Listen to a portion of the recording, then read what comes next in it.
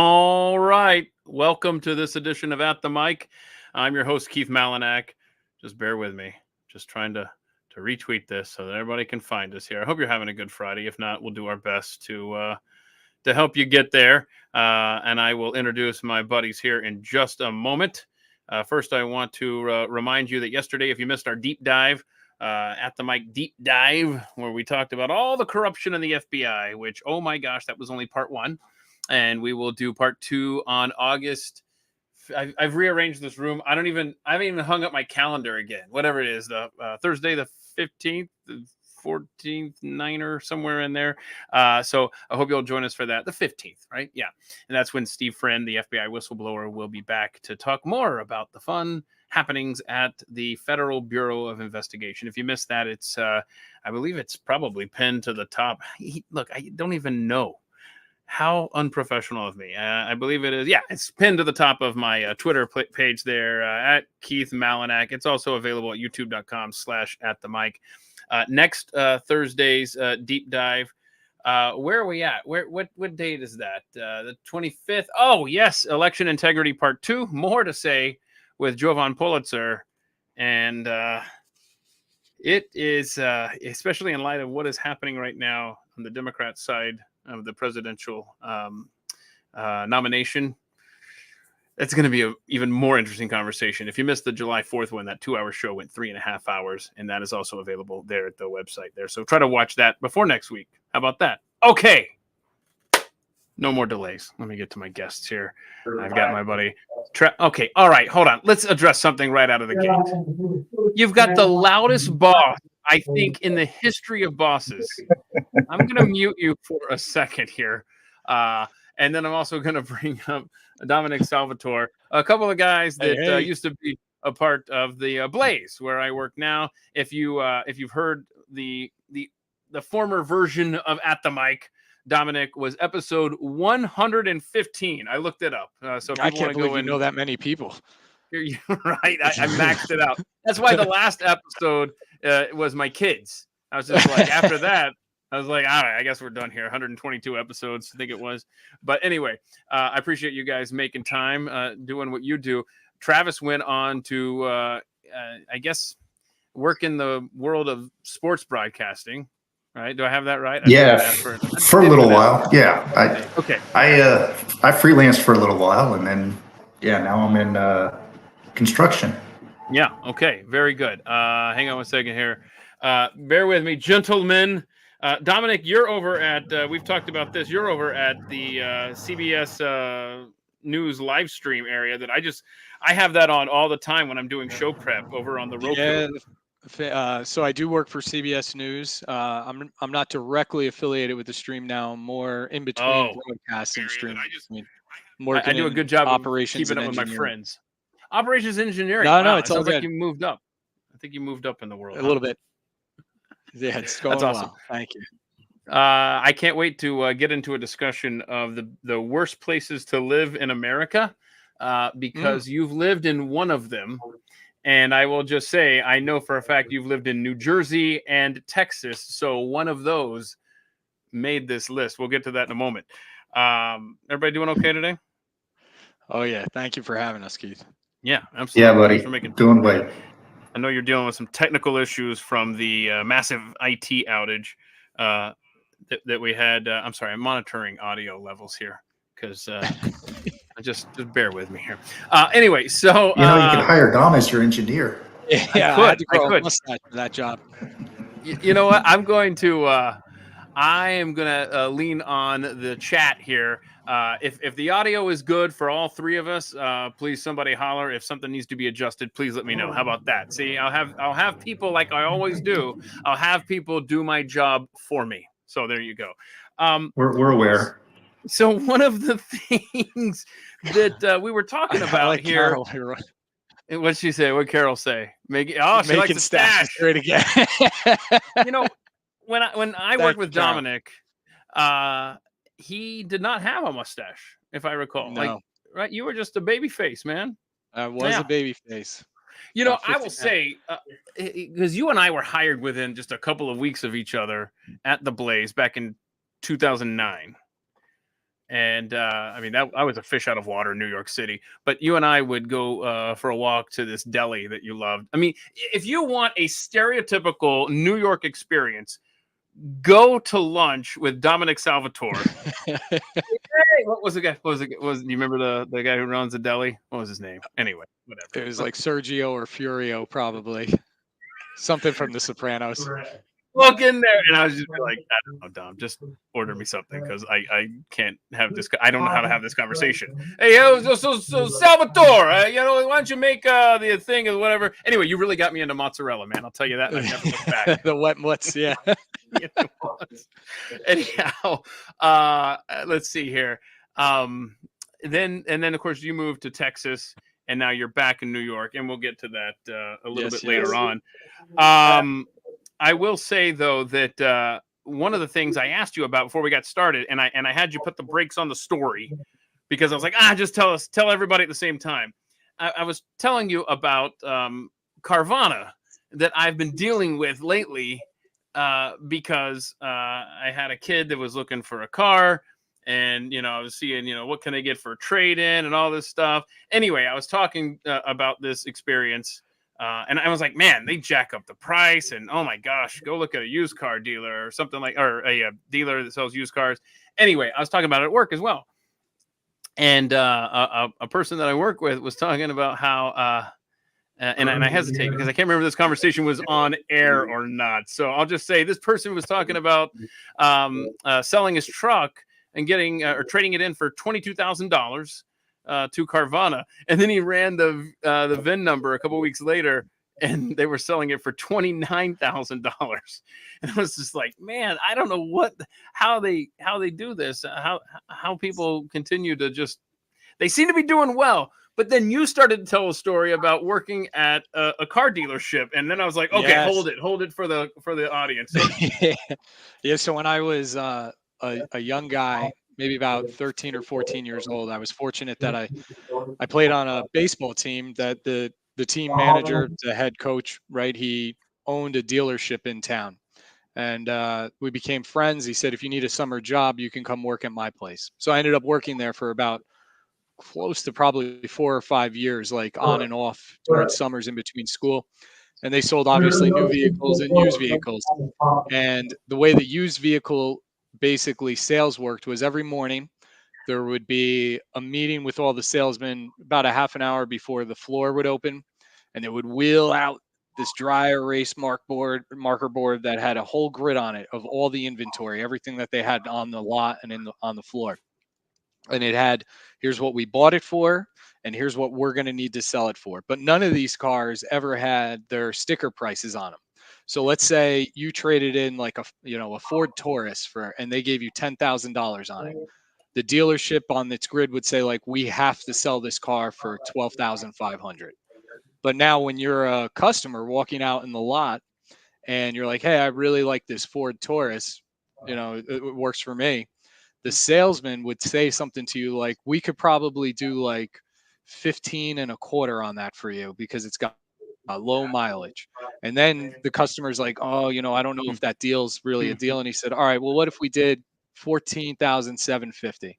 I don't know. I'll tell you what, best I could probably do on this, I'm going out on a limb here, but if we did 14 grand, I think we'll be okay.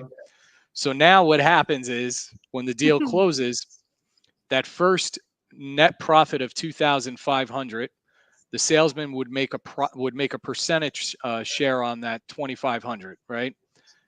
The other remaining balance of $1,500 he would put in his pocket. So that was the way the whole game worked.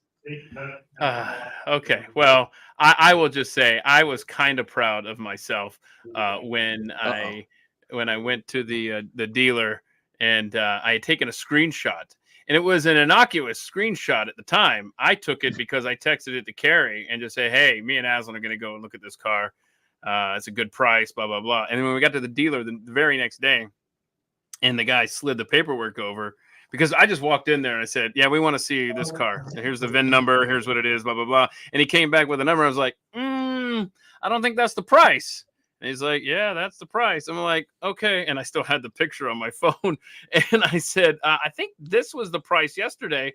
If you want to honor that price. And he's like, oh, you're a player. And so it made it. And so we got it for that price, which was $515 less.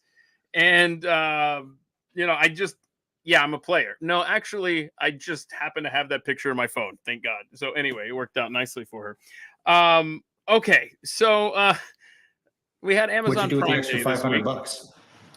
What's that? What'd you do with the extra $500? Well, I was negotiating on behalf of Aslan. Not 1 cent of mine was involved in this ordeal. So, so Aslan got an extra $500. Yeah.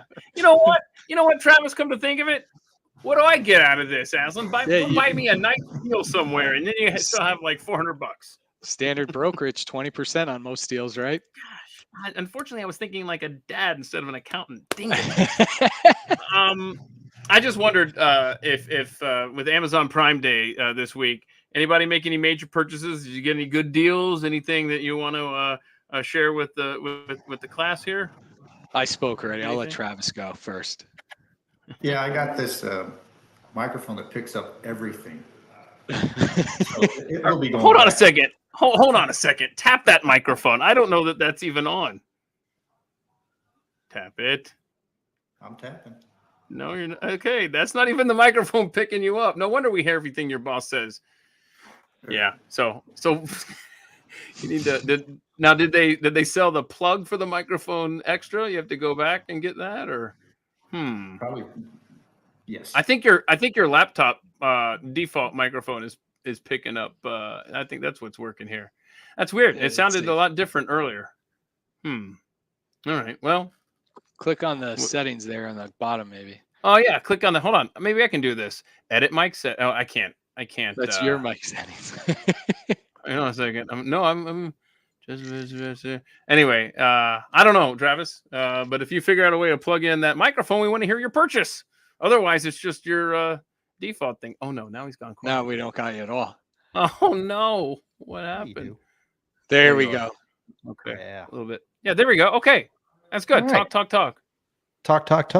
Much better. All right. Now, what a great deal you got. I don't even know how much you paid. Huge. Oh no. Dommy cakes, anything? Did you get I can hear him. Yeah. Oh, yeah. No, you sound good. No, you sound good. I just wondered if Dominic got anything. I did. I bought I had a marvelous Prime Day. It was rather delightful. It entertained me while I was sitting in my office, and I went ahead and purchased 100 golf tees. Oh, look at that, man. And I saved 60 cents on them. They're made out of bamboo. Man. Yeah. Bamboo? They're made out of bamboo, so some koala bear probably didn't eat today. But, I did get, this wasn't a Prime Day thing, but I did see it for sale on Prime Day. Okay. One of my kids' aunts got them this like inflatable solar lantern. So the way this works, if you'll bear with me, with my Air Moto here, let me show you how engineering works. Wait, hold on, time out. This is a lantern with a. Okay. Thought that was a remote control for a second. Okay. Oh yeah, wait, watch. It's gonna. So now we got to just fill it up. This probably isn't loud and annoying, right? No, I like it. This is fun. As you can see, it begins to fill with air. He's inflating a lantern. Almost there, folks. Almost. It is inflating, right? And then we'll go ahead and we'll turn this off. By the way, this is Air Moto, which is USB charged. Can fill up 4 car tires when you're in a jam. They'd make a great sponsor at the mic here with Keith. Yeah, and not a so sponsor, this but thing, should be. I think this was also for sale on Prime Day. I didn't buy it, but I think it's like $60. It comes with all little different tips for like sports balls and tires and inflatable lanterns. So then you charge this in the sun, no batteries, and it's a lantern. And that's it. And then it'll change colors. It's all solar powered. There's no batteries in it. Hold on, Travis. Did you catch that? It's solar powered, but you use it at night in the dark. Well, it's because it's charging all day long. I see. Okay. Right. I made a it note comes that in Air oil. Moto for kids. I hope my kids aren't watching because that's your Christmas gift coming up here. Air Moto for kids. Cars, it has saved Christmas. us numerous I times. bet. How much does those things run? I think it was somewhere around $60, but honestly, it's great. I know this wasn't meant to be an endorsement on an inflation device, but here how I much am. did you say it was? I think it might have been like $60, but it charges on USB. And then like, what's cute about it is, never mind. You know, Kids aren't getting that. That's too much money. Too expensive. Somebody commented about you being a cheapskate. In fact, in the that's a fact. That's and then a fact. It But what do you mean a cheapskate? I purchased a shower caddy on Amazon Prime Day that I'm very proud of. It's got 4 levels. I mean, the thing is a skyscraper in the shower, and so quite proud of that. You fill that up, dude? Unfortunately, I did. It was a conversation Carrie and I had to have, and it was just I had too much stuff. And see, I'm out of set, and I've talked about this. In fact, it was last week with Daniela and Carol, where I showed them this is where everything is made back there, and it's all spread out. Because if it's out of sight, it's out of mind, Travis. I can't put stuff in cupboards or cabinets or I've got to have it. I've got to be able to see it. That's why that's a mess. And the whole shower, it's not the shower. It's the shower area. I don't know how to explain this. It's like everything that was. Yeah. I mean, is that Carrie's or are you the one that's filling the whole caddy? See, the problem he's got beard wash, shampoo, body wash. Hello, look at this, man. He's been here. Okay, 3 things. He's been here. 4-tier caddy. I'm trying to think of what all's in it. Okay, here's the problem. Whenever I have an ear, nose, and throat doctor or something, whenever they say something like, "Hey, I think you should start taking Nasacort," then I go get Nasacort, and then I come home and I've got Nasacort that I haven't been using forever, and so I've got Flonase, Nasacort, saline solution, all these things, and it's like. I actually had to put them in the shower caddy so that I would stop forgetting that I already had them in a cabinet, man. I'm a mess. My brain is fried, guys. Okay? I'm beer shower cozy. Beer shower cozy. Sticks onto the side. A beer shower cozy. That's a nice idea. It's a little koozie. That is. Yeah. I look, admittedly, I've used a shelf for a beer before in the shower. Okay, I wish I could do a poll right here in the chat, y'all. Like, how many people have taken a beer into the shower? Thank you. I've even taken 2. Oh, wow. Okay. All right. Now you've got me beat. Same shower, 2 beers. Wow, that was you got to multitask. Am I right? Like I wouldn't watch shows on TV. Like I wouldn't binge watch stuff if not for taking we've had a conversation. Yes, I know.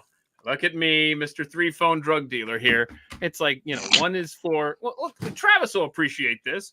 One is just for watching Braves games. Walk around the house with the Braves on the one old phone, on the Wi-Fi, right?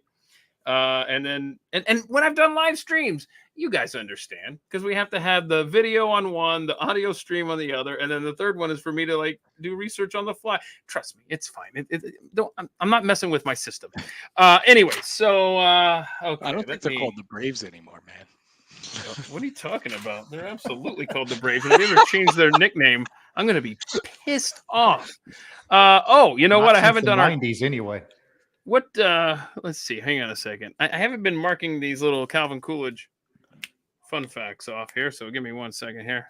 How long am I in the shower? Look, it depends on if I'm really into a show or not, okay? So there. All right? Hang on a second. And plus, I couldn't believe there was a commercial that's running right now that says, you pay for the hot water, so use as much as you want. And I'm thinking, oh my gosh, that's not a green commercial business take. So I really appreciated that. I should go and take note of what company that is because that's my take. I'm paying for it. Let me see here. Have I talked about, y'all tell me, did I ever talk about Calvin Coolidge pardoning a raccoon? Should probably start marking these off.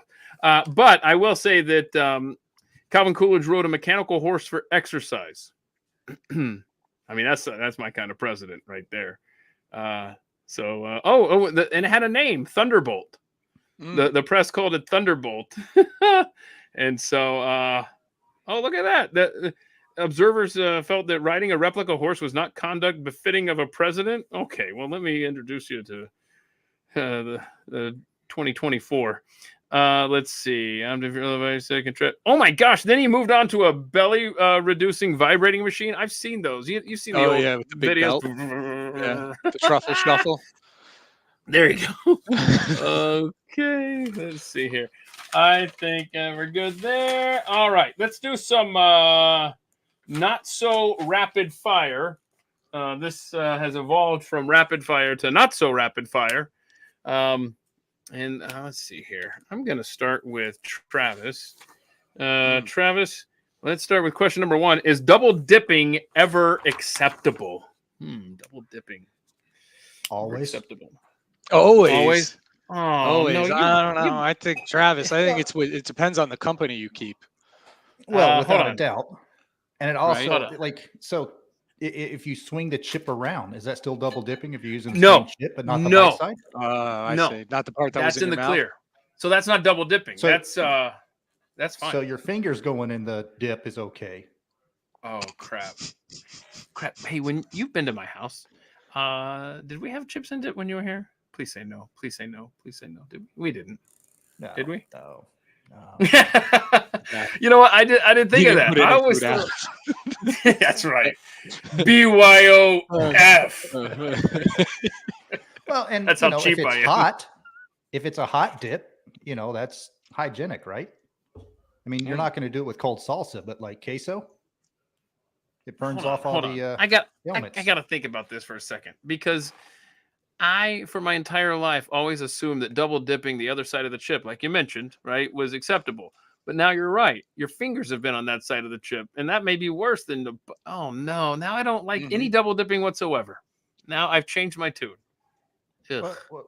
What about like sharing a beer? Last beer. No, I don't share beers. Pour it into 2 glasses, and you mean like sharing the can? Glass. Yeah. You know what? Here's what Travis can't would tell do. me in college you did not be like, dude, this is all we got. All right, give me one. Here's what Travis would do. He'd be like, oh no, we have 1 beer. Who wants to split it with me? And then somebody will say, oh me. And then he'll crack it open. And he'll be like, hang on, I'll just drink the first half and you have the rest. And then he'll just pull the whole thing in his gullet. Like, oh crap, I underestimated that. I don't know. I could see. Yeah, but share. You would? Okay. Well, you're a nice guy. But see, I think I'm here with Wombat Mommy and Carol remarks. Yeah, like I'll double dip if it's a meal I'm sharing with my wife, but it's different. If it's at like a house party, I don't know. That's kind of like a social no-no. Oh yeah. So now here's a good question about double dipping. Do you think your feelings on double dipping have changed after COVID? No. No. And I was a germ freak before COVID. But something about the double dipping didn't bother me if you turned it around. But Travis is right. I think the fingers need to be considered here in this equation. I never thought of that. Dom, can you say a word in Spanish? ¿Dónde están mis pantalones? Where are my pants? That's Look right. At I can kind of get by in a Spanish conversation, but I can't really speak past or present tense, but I can pick up keywords. Okay. Travis, you got something for us in Espanol? He said queso before. You're good. I did say queso. You've already covered it. You know it's another good word in Spanish? No. I said that in Spanish. No. I like it. Travis, are you politically correct, Travis? Hell no.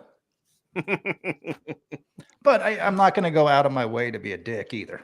Right? Like, it's not. Yeah. I'm not going to be a jerk. But I'm also not going to bend over. Right. I got it. Now, Dom, I have a feeling, and I don't know how you're gonna answer this. I have a feeling you're a little bit more diplomatic than Travis and I. Well, diplomatic. Are you politically correct? It depends, again, back to like the surrounding and the forum, I guess. Probably not when we're amongst each other, but there is definitely there's a way to be politically correct while being a professional to being a professional prick, right? Like, so you could still be politically correct while at the same time being a jerk within it, and at the same way. Um, and I call that kind of like office sarcasm. Like, was he joking or was he not? Do we really know? We never Leave will. him guessing. Leave him Yeah. guessing. All right. All right. Let's see here. Dom, do you currently own any stuffed animals?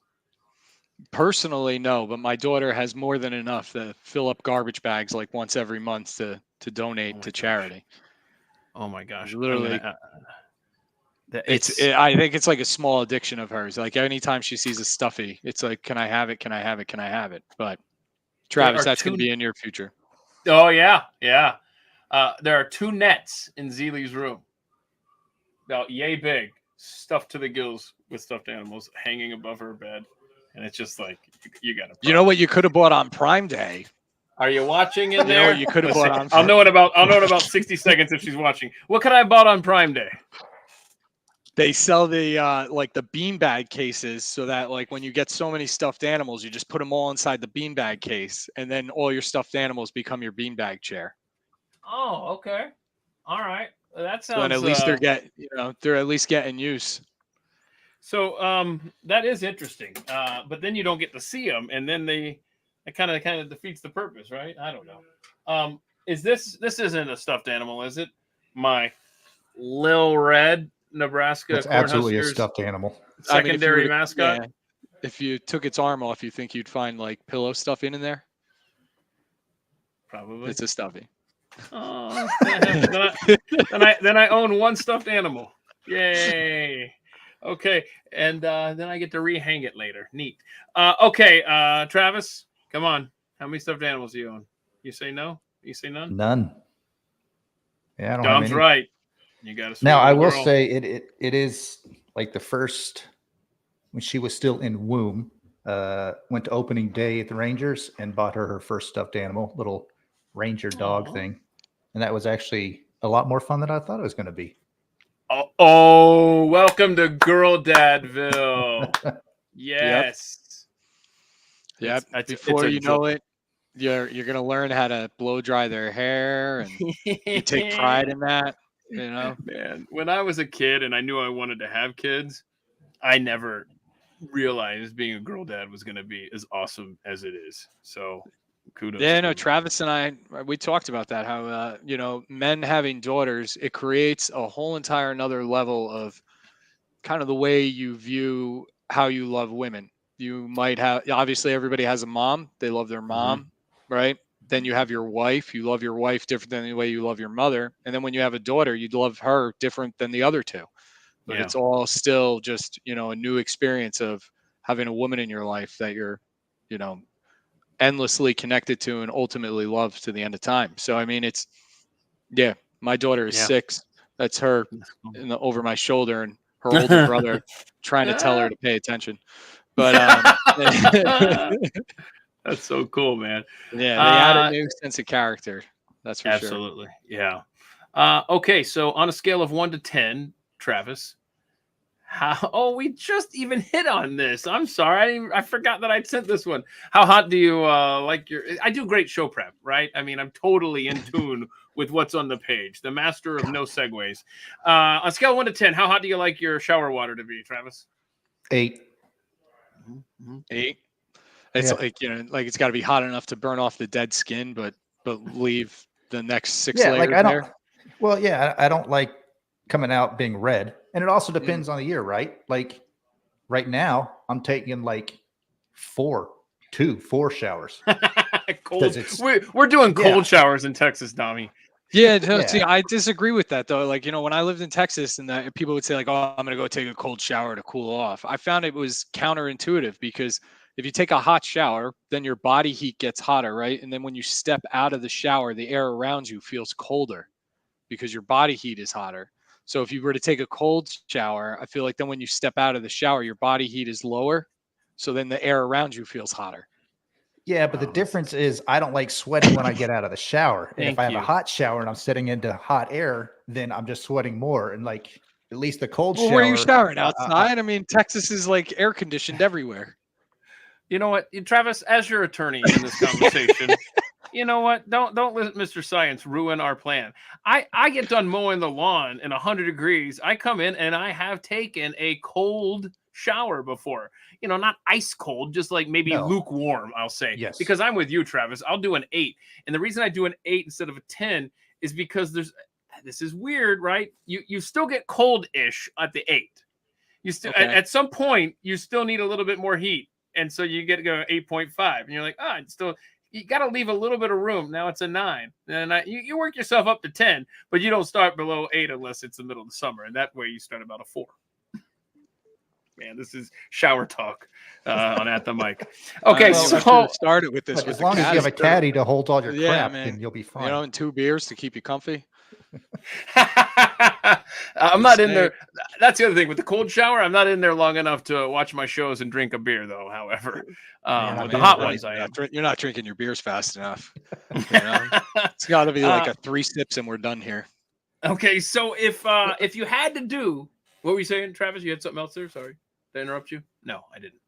Sorry, maybe it was your boss that I interrupted. By the way, he's behaving now. I appreciate that. Well, you know, he probably went home for the weekend. He already left, didn't he? No, would you rather climb Mount Everest? You got to pick one. Would you rather climb Mount Everest or jump from a plane? You didn't direct it to either one of us, so. I'm sorry. Who's next? I'm going to let Travis go first. You go. Because I know I can talk, so I'll let Travis go first.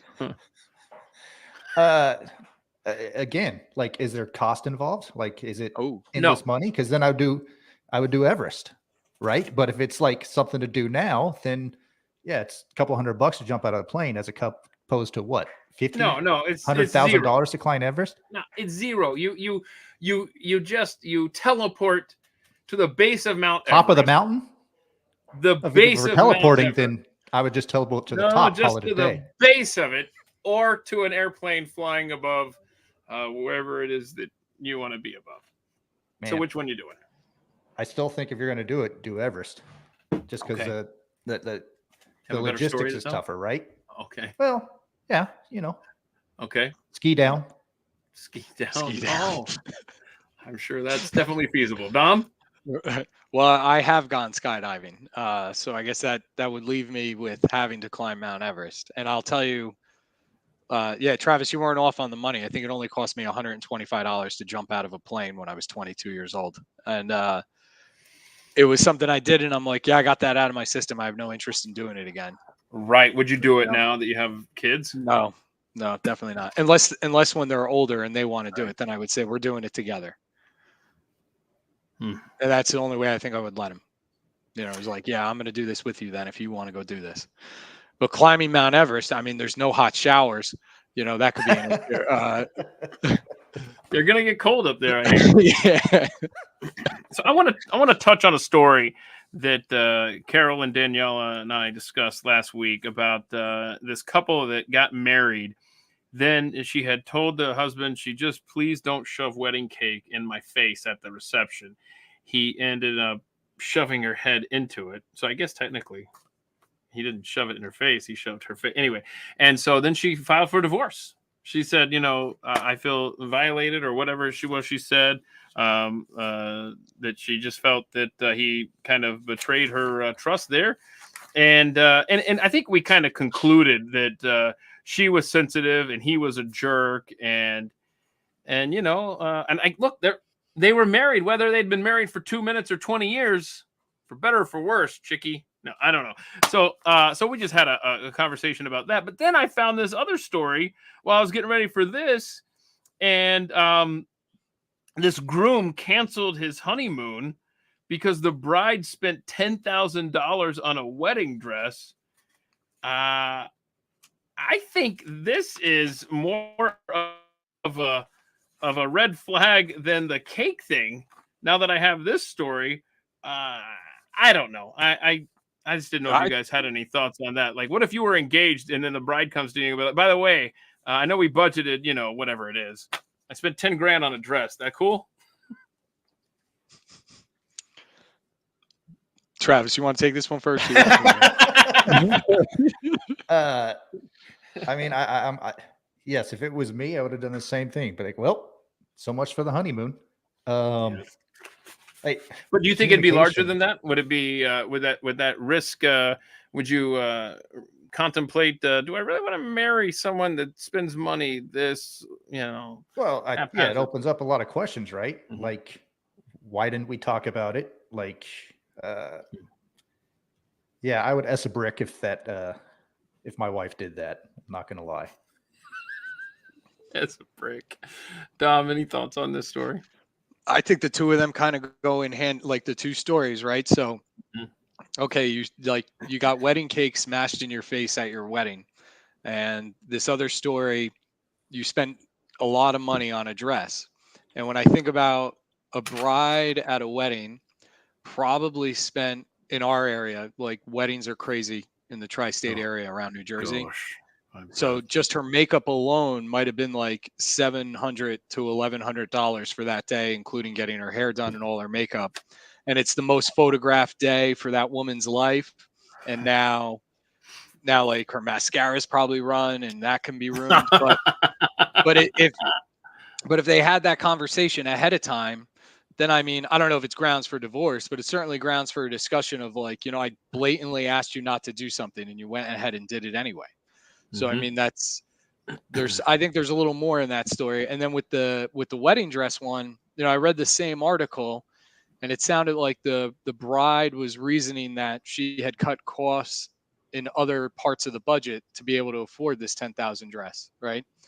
But at the same time, she didn't share the cost cutting with her husband of where she was going to like find, the delta to make up for this. So I'm glad you read the story. So to me, it seems like, there might be a bigger issue there than just spending $10,000 that these two people weren't even communicating about like the largest event in their life. So I don't know if both of them on their own, I would say, are grounds for divorce. A judge might say this is like high school breakup kind of material. Right. But except for the wedding dress, obviously, isn't a high school purchase. But like that sounds just to me like there's more to that story than just a one-time purchase and cake to the face. Boy, I don't know, Travis. Do we know, does Dom moonlight as a marriage counselor? Because, I mean, this is good advice, y'all. It's the good stuff. He's not wrong. He's not wrong. Right. Have y'all seen, there's a lot of videos going around, but there's a compilation I'm about to play for us here. Have you seen people, and the guy's going to narrate, but have you seen weird, tasteless, rubbery, weird food videos going around? I want to play this for you and see if you have any thoughts. And if you've had any experiences with fruit this summer, because we have had some strange experiences here in our household, and I know we're not alone. Watch this. Serious reason, in the past few months, there's been loads of videos popping up all over social media of people buying what looks like fake food. It all started just a couple of weeks ago in the United States, when several people started noticing that there was something off about the watermelon that they were buying on the supermarkets. So I got this watermelon at Walmart, and I like to rinse my watermelon before I cut it, and it's like peeling. Oh, look at that. Does anybody has problems with their watermelon? Thank you, Bill Gates. Oh my gosh. This is the craziest thing I've ever seen. Oh my gosh. What? It sounds like a girl is dying. There are dozens of videos where people buy watermelon from the supermarket and it looks strange.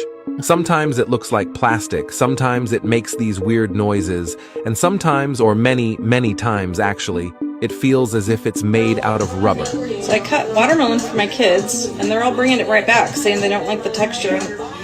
I've seen enough videos of people posting rubbery watermelon. I can't believe I got one. I got a rubbery watermelon. The texture is so weird. Like, you gotta bend it so far before it will break. Gross. But it wasn't just rubbery.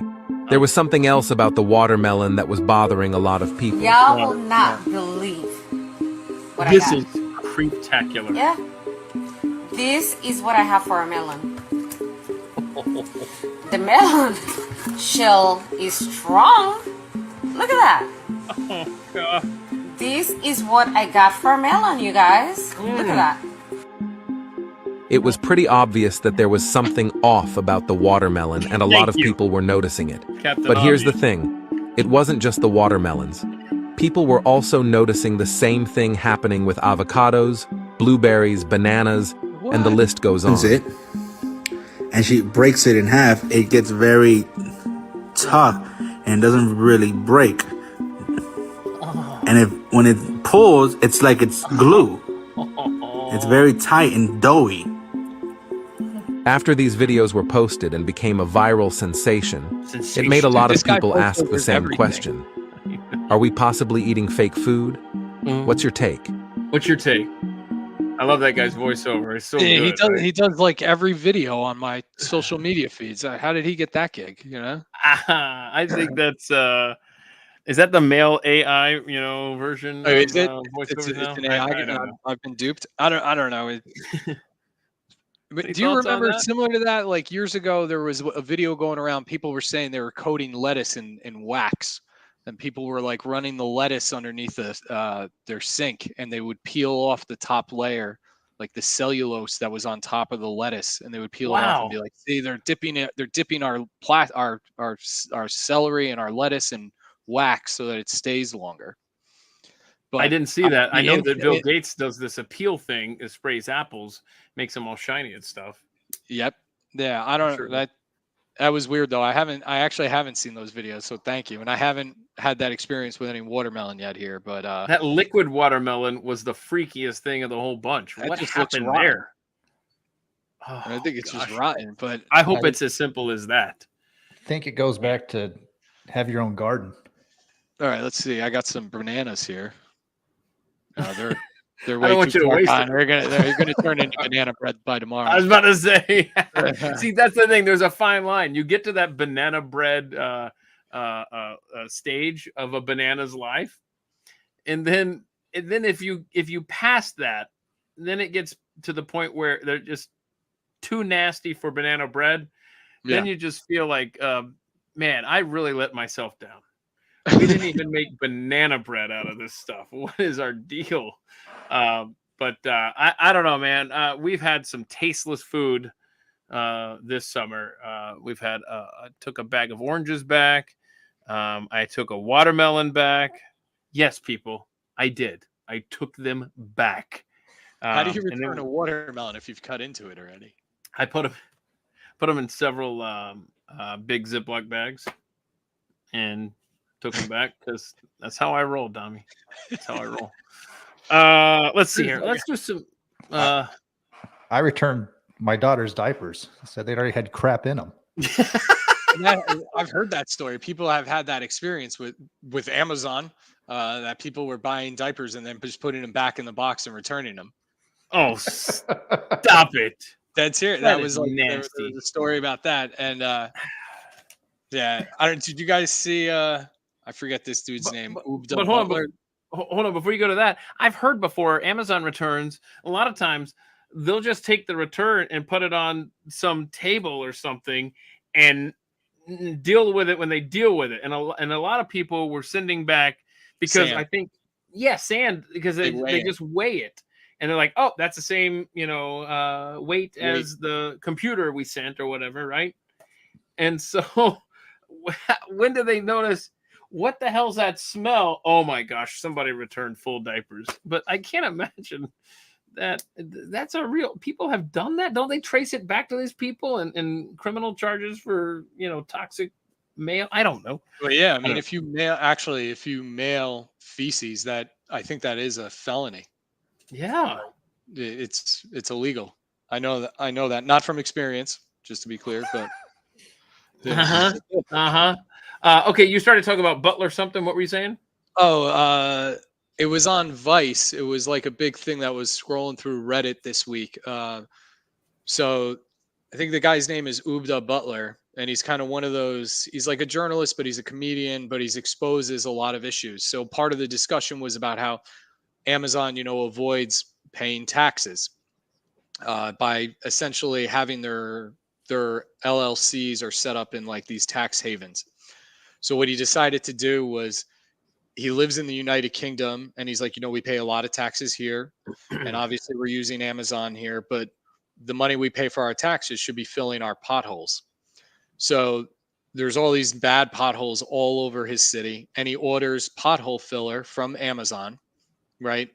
Using a gift card so that it gets shipped to like an Amazon delivery box so they don't know where he lives. And he goes and he fills the potholes using the Amazon, asphalt pothole filler.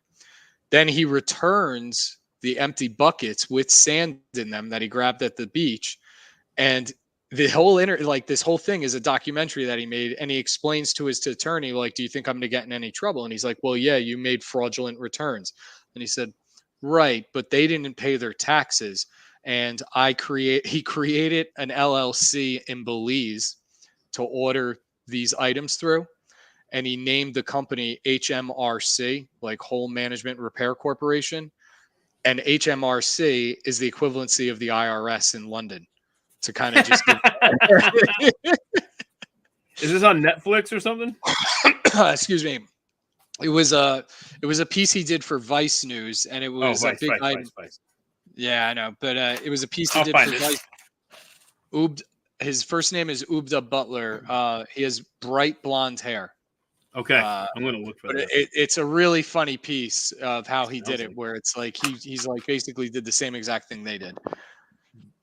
That's awesome. I got to check that out for sure. Okay. But yeah, I don't know how you return him watermelon. Well, just ask Keith. Stick with me, kid. I thought of like a real funny joke that is not politically correct. Okay. Well, then why don't we not? So I wanted. Let's get to the animal portion, the animal video portion of today's program. We'll start with this pig here that has quite a talent, and I don't know how do you begin to train an animal to do something like this? I look at that. I said, this guy sucks. Okay, yeah, all right. The pig's like, let me show you how it's done. Watch this, bro. And then he comes over there and he's doing that. Like, do they just start doing it on their own? Do you? I don't know. I don't know. It worries me sometimes when I see animals doing tricks. I just I hope they got there naturally or without much pressure. Without, yeah. The cat of nine tail whips to his back till he got it figured out. Gosh, right. Okay, so you like rooting for underdogs, right? We all like that. So let's take a look at this next video here, which features a worm trying to cross like the biggest gap that you can imagine. To the gap, guys. Look at this guy. Come on, buddy. He's got places to go, y'all. Oh, can it reach? Can it make it? Look, Fred. It's like, think of how strong his core must be. Out of core. Look at that. He's got just his toes on the other side. There you know? Yes. Oh yeah, you can do it. Oh. You got it. But I mean, let's be honest. He's a dumbass. He could have come right here. Yeah, right. He could have come right up here. He could have just right there, bro. You didn't need to do all that. Dumbass. Okay. You know how far that must have looked for him? Does it look? Yeah. It was like, don't cross the Grand Canyon. No, we'll just walk around it. Right? Like, actually, that would have been funny if I set y'all up and I played a video and then the little worm just disappears. Hang on a second. What else I got here? I don't know. I think this is fun. This raccoon caught on the Ring camera, walking on his front paws.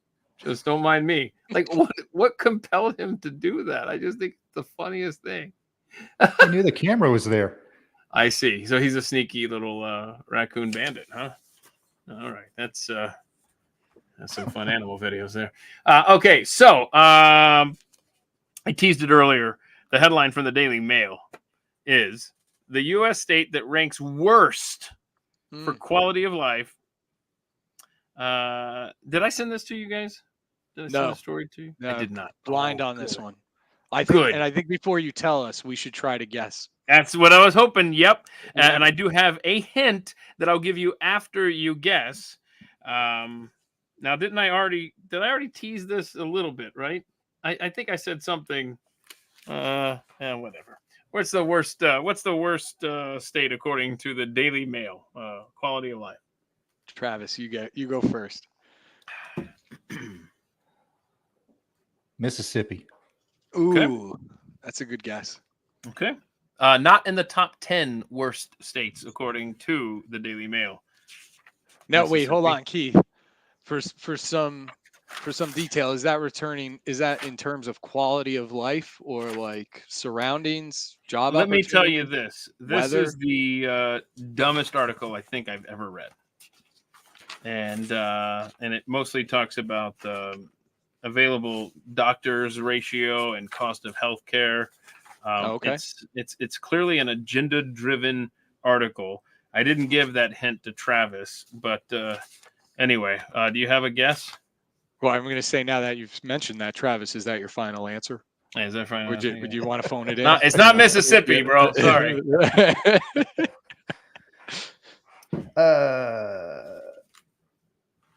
Alaska. Yeah, that was what I was going to say when you mentioned lack of doctors, right? Okay. Is that your guess as well, Dom? No, my first thought went to someplace like West Virginia. Okay, With like not in the top 10. high opioid epidemics because of people living in the mountains and lack of work. Okay, so the top 10 worst places, we're going to count them up from 10 to 1. According to the UK Daily Mail. Oh, come on. That's it. I'm having my shower beer here in the kitchen. Number 10, Arizona. Number 9, Kansas. Number 8. Oh, I'm sorry. Hang on, y'all. Hang on. I actually did prepare for this here. Let me just put up the old the deal here. I think I had it available. What did I leave off as? Number 7 is Missouri. Number 8 is Louisiana. Number 7, Missouri. Number 6 is Tennessee. Number 5 is Arkansas. Number 4, Oklahoma. Number 3, Alabama. Number 2, worst state, Indiana. And the worst state in the union to live in is, according to the UK Daily Mail, the great state of Texas. What a garbage article. But I wanted. No, maybe that'll allow people to stop coming here. That was the thing. Well, I didn't even give you the hint. It wasn't a healthcare thing. It was, here's the headline. The U.S. state that ranks worst for quality of life, but welcomed 474,000 newcomers last year. So I pulled this story not only to point out that it sucks, but also I wanted to ask Dom, because I would not rank New Jersey as places I've lived as high on any list. Okay? But you have the unique perspective as someone who was born and raised in New Jersey. You live in New Jersey now, but you've also lived in Texas, and you got out of here before you even unpacked your boxes. So I just wonder, what are your thoughts on Texas, Dom? Did you write this article? No, man, I love Texas. We would have, we did, and we did unpack our bags. We lived there for 23 months, so just shy of 2 years. Wow. And it was a tough decision to move back. And we still talk about Texas to this day, that our hopes and ambitions, depending on where our kids end up in life, is that we would want to retire in Texas. I definitely thought people there were obviously friendlier than the Northeast and the tri-state area. You know, people are working just to live, not living to work like we do here. And, you know, where I grew up in New Jersey too, like I'm only 20 minutes away from New York City without traffic. But that kind of, in it, you know, the ripple effect of living outside of a major city like New York City, which after seeing numerous other cities, I would say New York is its own beast. Because when we moved to Dallas, I remember the real estate agent was helping us find apartments, and I was like, "So where's the city? Like, where's the city?" She's like, "You're standing in it. This is the city of Dallas." And I was like, "This is like Clifton, New Jersey to me. You know, like this is just another town in New."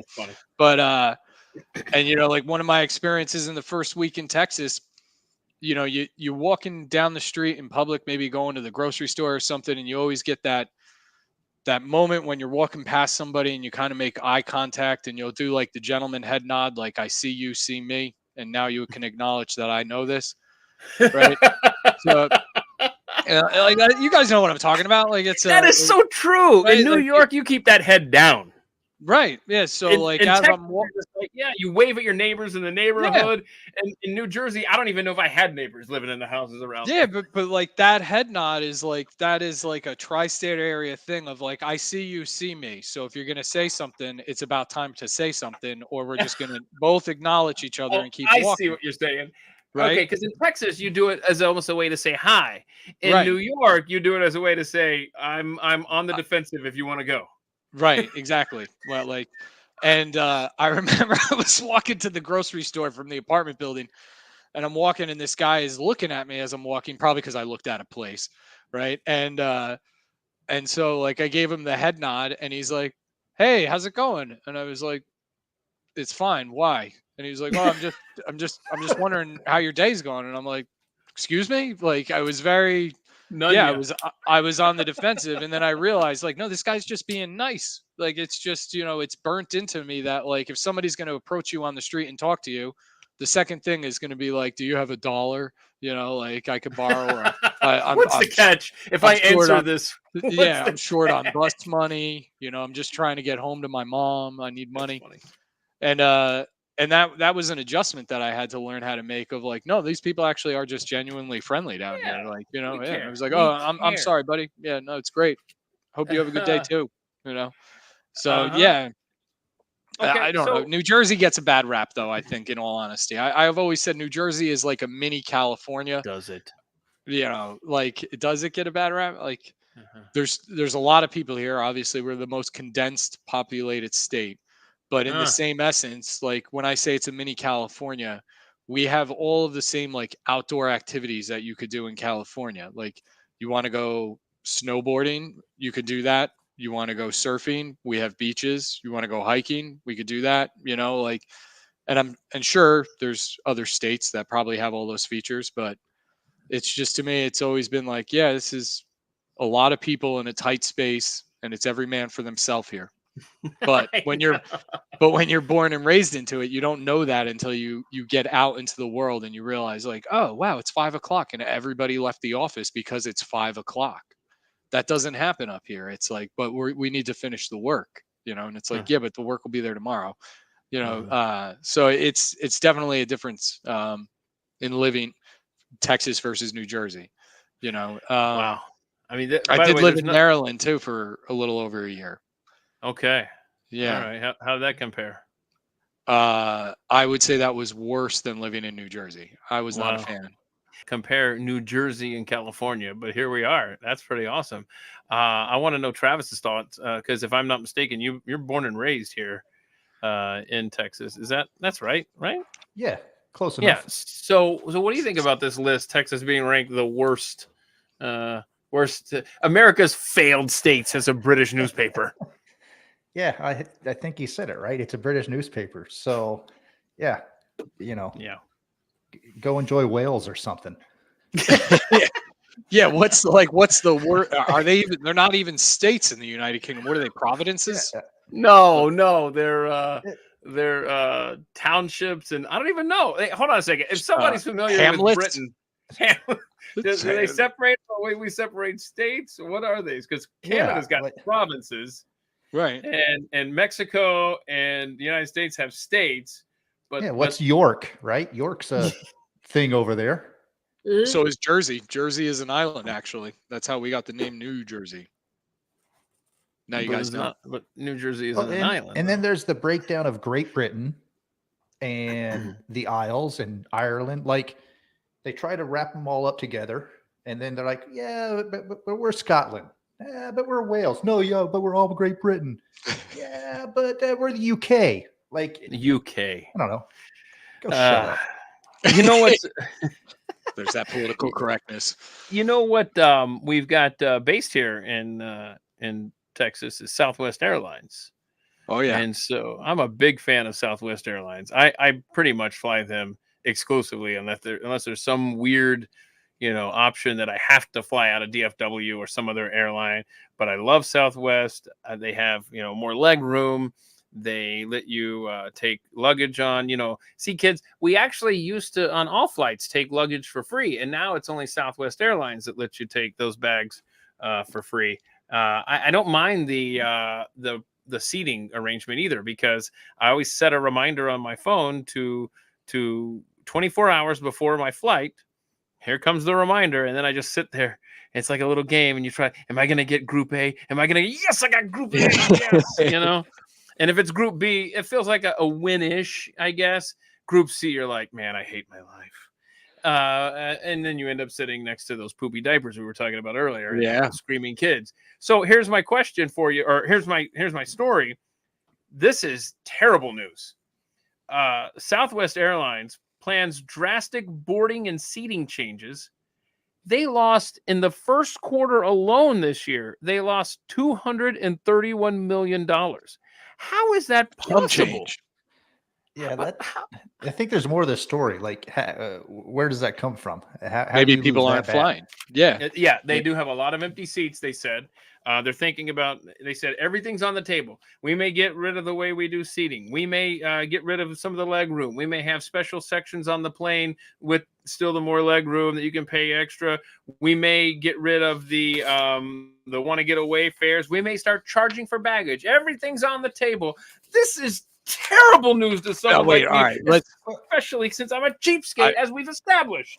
I think we could fix this problem for them, right? Okay. So like let's say, as a business model, would it interest you guys if you could buy a seat that had like unlimited food and beverage in your seat, and you paid maybe $40 or $60 more for that seat? What kind of food are we talking? Well, airplane. No, what kind of beverage are we talking? Yeah. So that's what I'm getting at. Is like, so now when like in the same realm of Southwest, I will tell you that 2 weeks ago I flew on Spirit, which has its own reputation. I feel like when I fly Spirit, on the rare occasion that I do, I feel like I'm always waiting for a shoe to drop. Like, okay, what's happening here? Am I about to get charged to take one more step? Is it, are they going to charge me for actually sitting in the seat that I purchased? Anyway. Well, I'll tell you that so we had to fly about 2 weeks ago. We flew to Reno out of Newark, New Jersey, but it had to bounce through Las Vegas. So essentially I was on 4 Spirit flights, right? Oh, no. Right. 2 there and 2 back.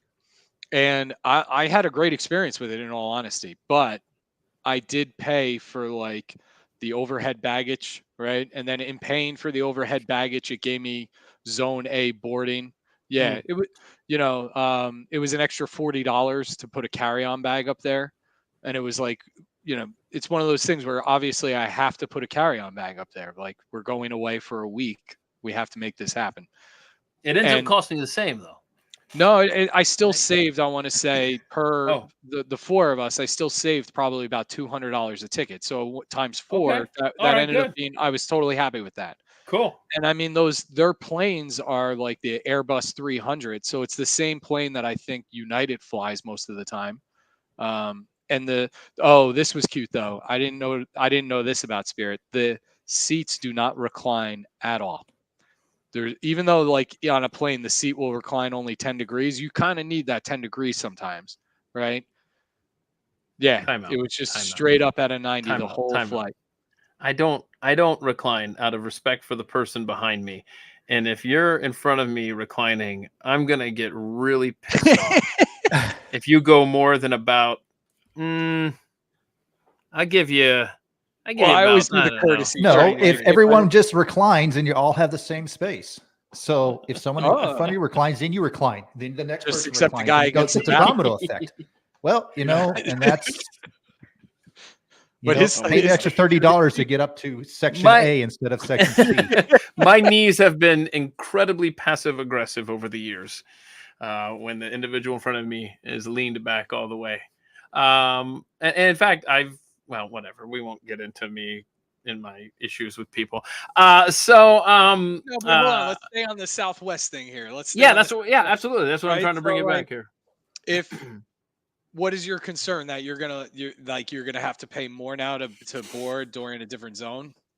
No, I'm mostly concerned about the paying for luggage. It's like, I don't want to pay for luggage on principle, damn it, because that's how we did it and we liked it. Yeah. And that's what sets them apart, I think, more than anything, is the whole baggage thing. And then the seating thing, I could take it or leave it. I think it's kind of like I said. I think it's just fun trying to beat the system. I got boarding to pay. I will say I was ticketed like C49, like the last ticket for a Southwest flight. And over the intercom, they're like, if you'd like to come up and upgrade to A1 through 10, just let us know. Walked up there, $30. I went from the very last seat to A10. It's the best money I've ever spent. Wasn't a middle seat. I had a place because it's the overhead compartments, right? Even though the bags are checked for free, everyone's bringing their stuff on board. So it's all about that overhead space. Yep. And so to me, it's absolutely worth the money to get into that A section just so I can throw my bags above instead of out by my feet. Yeah, especially with the baby. Yeah. So that's a rule in this house, though. We don't check bags. Salvatores do not check bags. It's any trip we take. It's always carry on only. Right? Makes it easier on the other end. Makes it easier on the other end, but more importantly, you're going to avoid a potential problem, right? Like, okay, now we're in another country and we don't have any of our underwear or something to change for. Like, to me, it's just like, you don't want to run that risk. Well, yeah, and I'm all for gate checking, right? The gate check is fantastic. You drop it off at the end of the ramp. All right, they take it down. They bring it off as soon as the plane lands. You're not going to go down. Like I'll gate check all day long. I would be okay with that if I was forced to do it, because then I know, okay, it's definitely getting there. It's not going all the way through the airport on conveyor belts. Okay, but here is a curveball for you to consider. What if you're actually in section C of a Southwest flight? Now you're probably going to be sitting in the middle, but at least you have control over who you're sitting next to, and you can say to yourself, all right, well, I don't want to sit in between gargantuan. Politically correct here. Stay politically correct. And I don't want to sit next to Jabba, and you could say, I got to sit in the middle seat, but at least I don't have to sit between some girth. And so there might be a benefit there for being in. I don't know. I would hate why it. don't you choose a different plane flight? Choose a different flight, and then you get to say, all right, this has a seat on a window or an aisle. Yeah, I hope you're not. Because he's saying with Southwest how you don't get to pick your seats. You just walk on and sit down like a public bus, right? Oh, you're saying, yeah. Well, what if it's the last seat and Gargantuan's next to you? Yeah, like you're forced to it. Like it's But in that article you sent, Keith, I do like their. It's kind of clever and also shady how they were like, we're going to make it an option so that if you're sitting on the window or the aisle, you could pay extra money to make sure nobody sits in the middle seat. Yes, right? that would be interesting. That was clever. And then I like their gimmick behind that, on the white marker board kind of gimmick is like, but the person if you're on the aisle, the person in the window is going to also pay to make sure no one sits there. So they're selling that seat to not be sat in twice. That is genius. It's genius. However, I would take a risk right now if they're struggling to fill seats right now, and then they started offering that. I don't think I would be doing that until inventory became so tight, in our economy or whatever, and then I would probably start ponying up for that. But because I know they're not filling those planes, so why would I pay extra at this point? It's a gamble. Yeah. It's a risk. Well, but I would hate it if they choose because their flight attendants are so fun. I hope they don't lose that. The other issue, I always thought they ran commercials here in Dallas. They had flights to Austin and Houston every 45 minutes for like $60. Love. Right? Yeah. So maybe not have that many flights. You're going to save money there, right? Yeah. I mean, to me, I mean, I don't know. It seems ridiculous. Well, yeah, 7:15, 8:15, 9:15. Like, all right, break that down a little bit. You're going to save hundreds of thousands of dollars. Double. Yeah, double. They don't offer it anymore, but in order to get some government subsidy to maintain that, I remember when I lived in Houston. I lived in the north side of Houston, right near the George Bush Airport, and then on the south side of Houston was forget what it's called, but anyway, it was even further south than Hobby.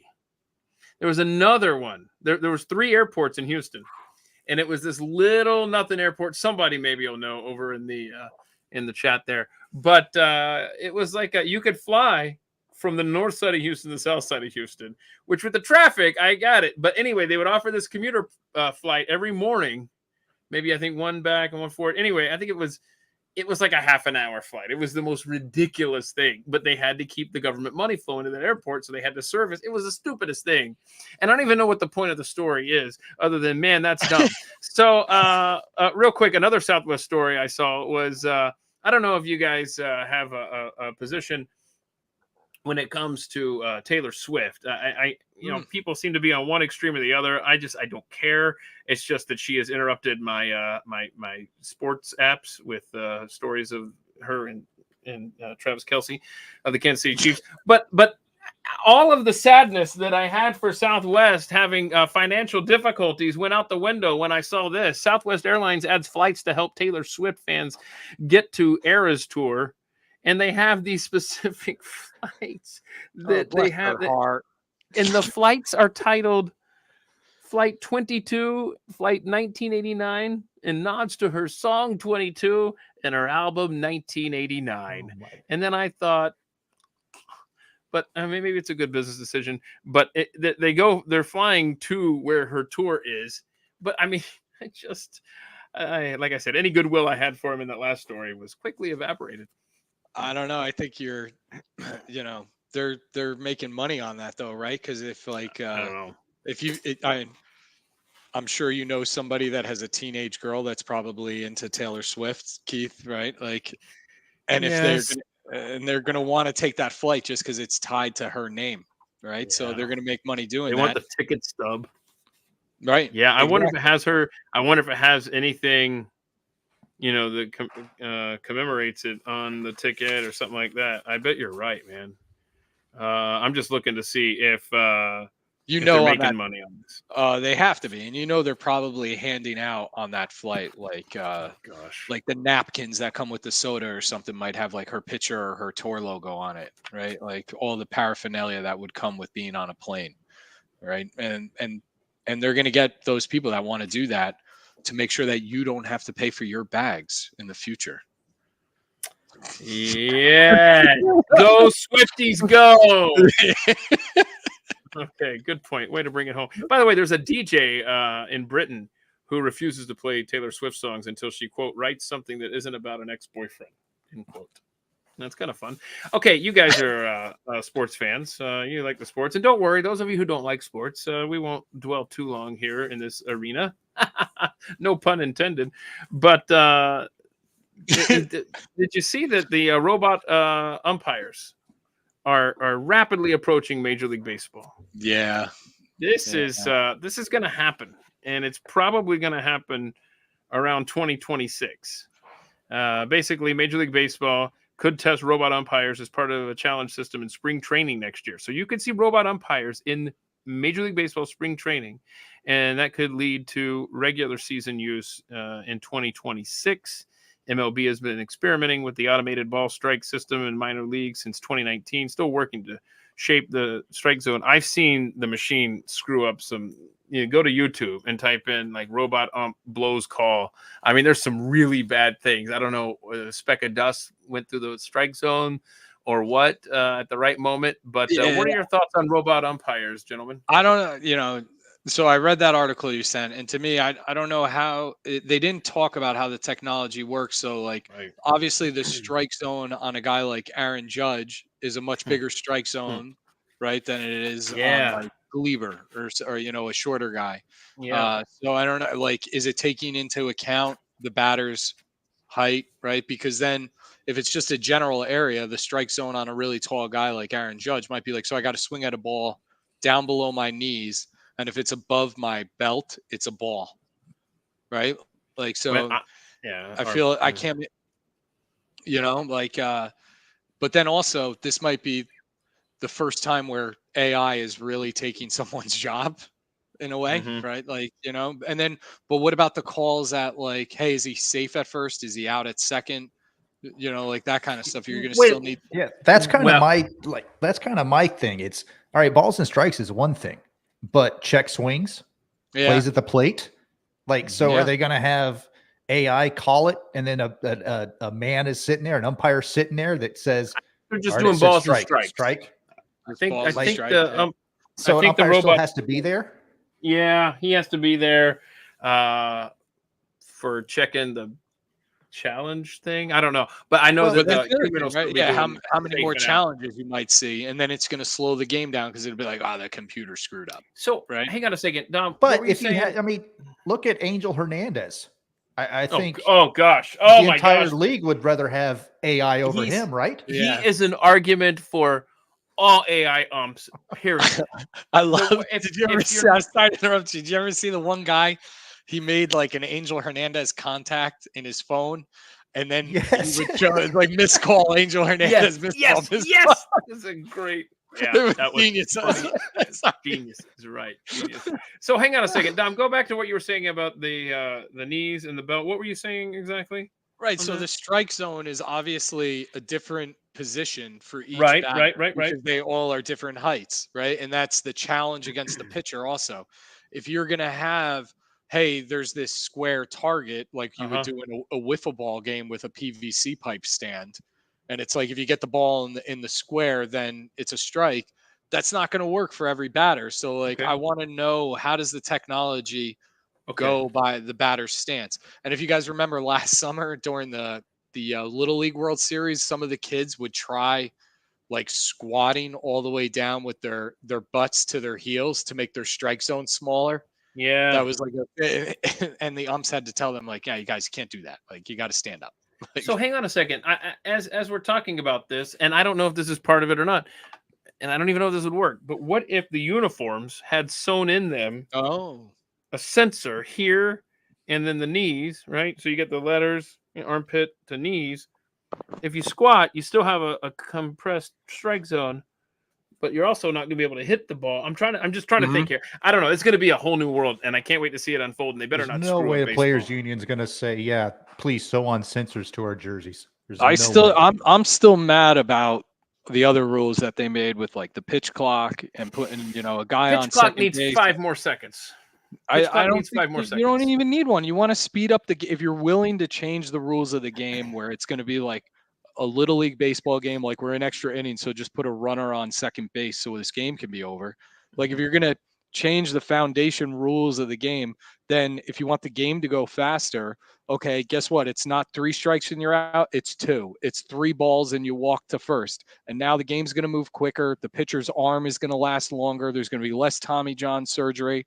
Because if you're changing the rules, why stop at the fundamentals, right? And if the whole purpose is to make the game go faster, okay, 2 strikes and you're out. The pressure's always on to be swinging. That doesn't sound as good, Dom. It doesn't Yeah, sound good. I will say, as someone who watches baseball obsessively, the pitch clock hasn't bothered me nearly as much as I thought. It needs 5 more seconds. It does help someone like me who wakes up very early get to bed earlier. So I'm not complaining about that. The size of the bases, I haven't really noticed. The shift is what angers me. Yeah, I'm sorry. Look, if you're paid millions of dollars and you can't hit it to a certain side of the field, that's on you, bro. I hate the whole everybody needs to be on, you got to have 2 guys on this side of second base and 2 guys on this side of second base. What was the other rule change here? Let's see, the pitch clock, the bases, the shift. And you had mentioned something about Tommy Extra Johns innings. and stuff like that. Yeah. Oh, the guy on second. Man, Yeah. I'm torn on that one. How you got the ghost runner there at second now. But here's what is screwing up. There's been so many pitcher injuries, Tommy John surgeries, catastrophic things that bite every team, some multiple. And there's John Smoltz has been all over this for years. It's not the pitch clock necessarily. It's everybody trying to do the spin rate thing, and you're taking these young developing arms, and you're putting this much pressure on all these tendons and stuff, where and they start earlier now. They start really young, so by the time they get to the MLB, that arm's been through a lot. And I think it's fascinating his take on that and how coaching has been so poor at the youth level that these arms are just toast by the time they get up to the bigs. Anyway. Right. So imagine if they only had to throw 2 strikes instead of 3. No, you can't. Don't be. This is going to be like when we were kids, and you start with like a 1-1 count or whatever it is. Yeah. Yeah, next hit wins. softball. Next hit wins. Wins. Yeah. Do-over. And Yeah. by the way, I will say Bobby Cox's ejection record will never be broken because they've got instant replay now, and you're about to have robot umps. I mean, Bobby's never that record's never going anywhere.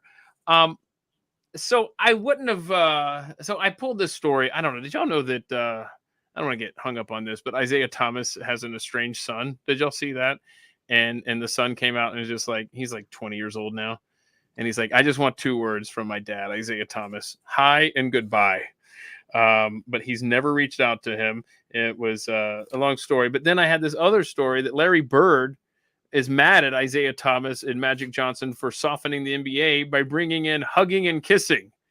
Like, and this story is hysterical because it's got quotes from Larry Bird, former Celtic great, just talking about how when you're on the other team, I don't even talk to you. I don't look at you.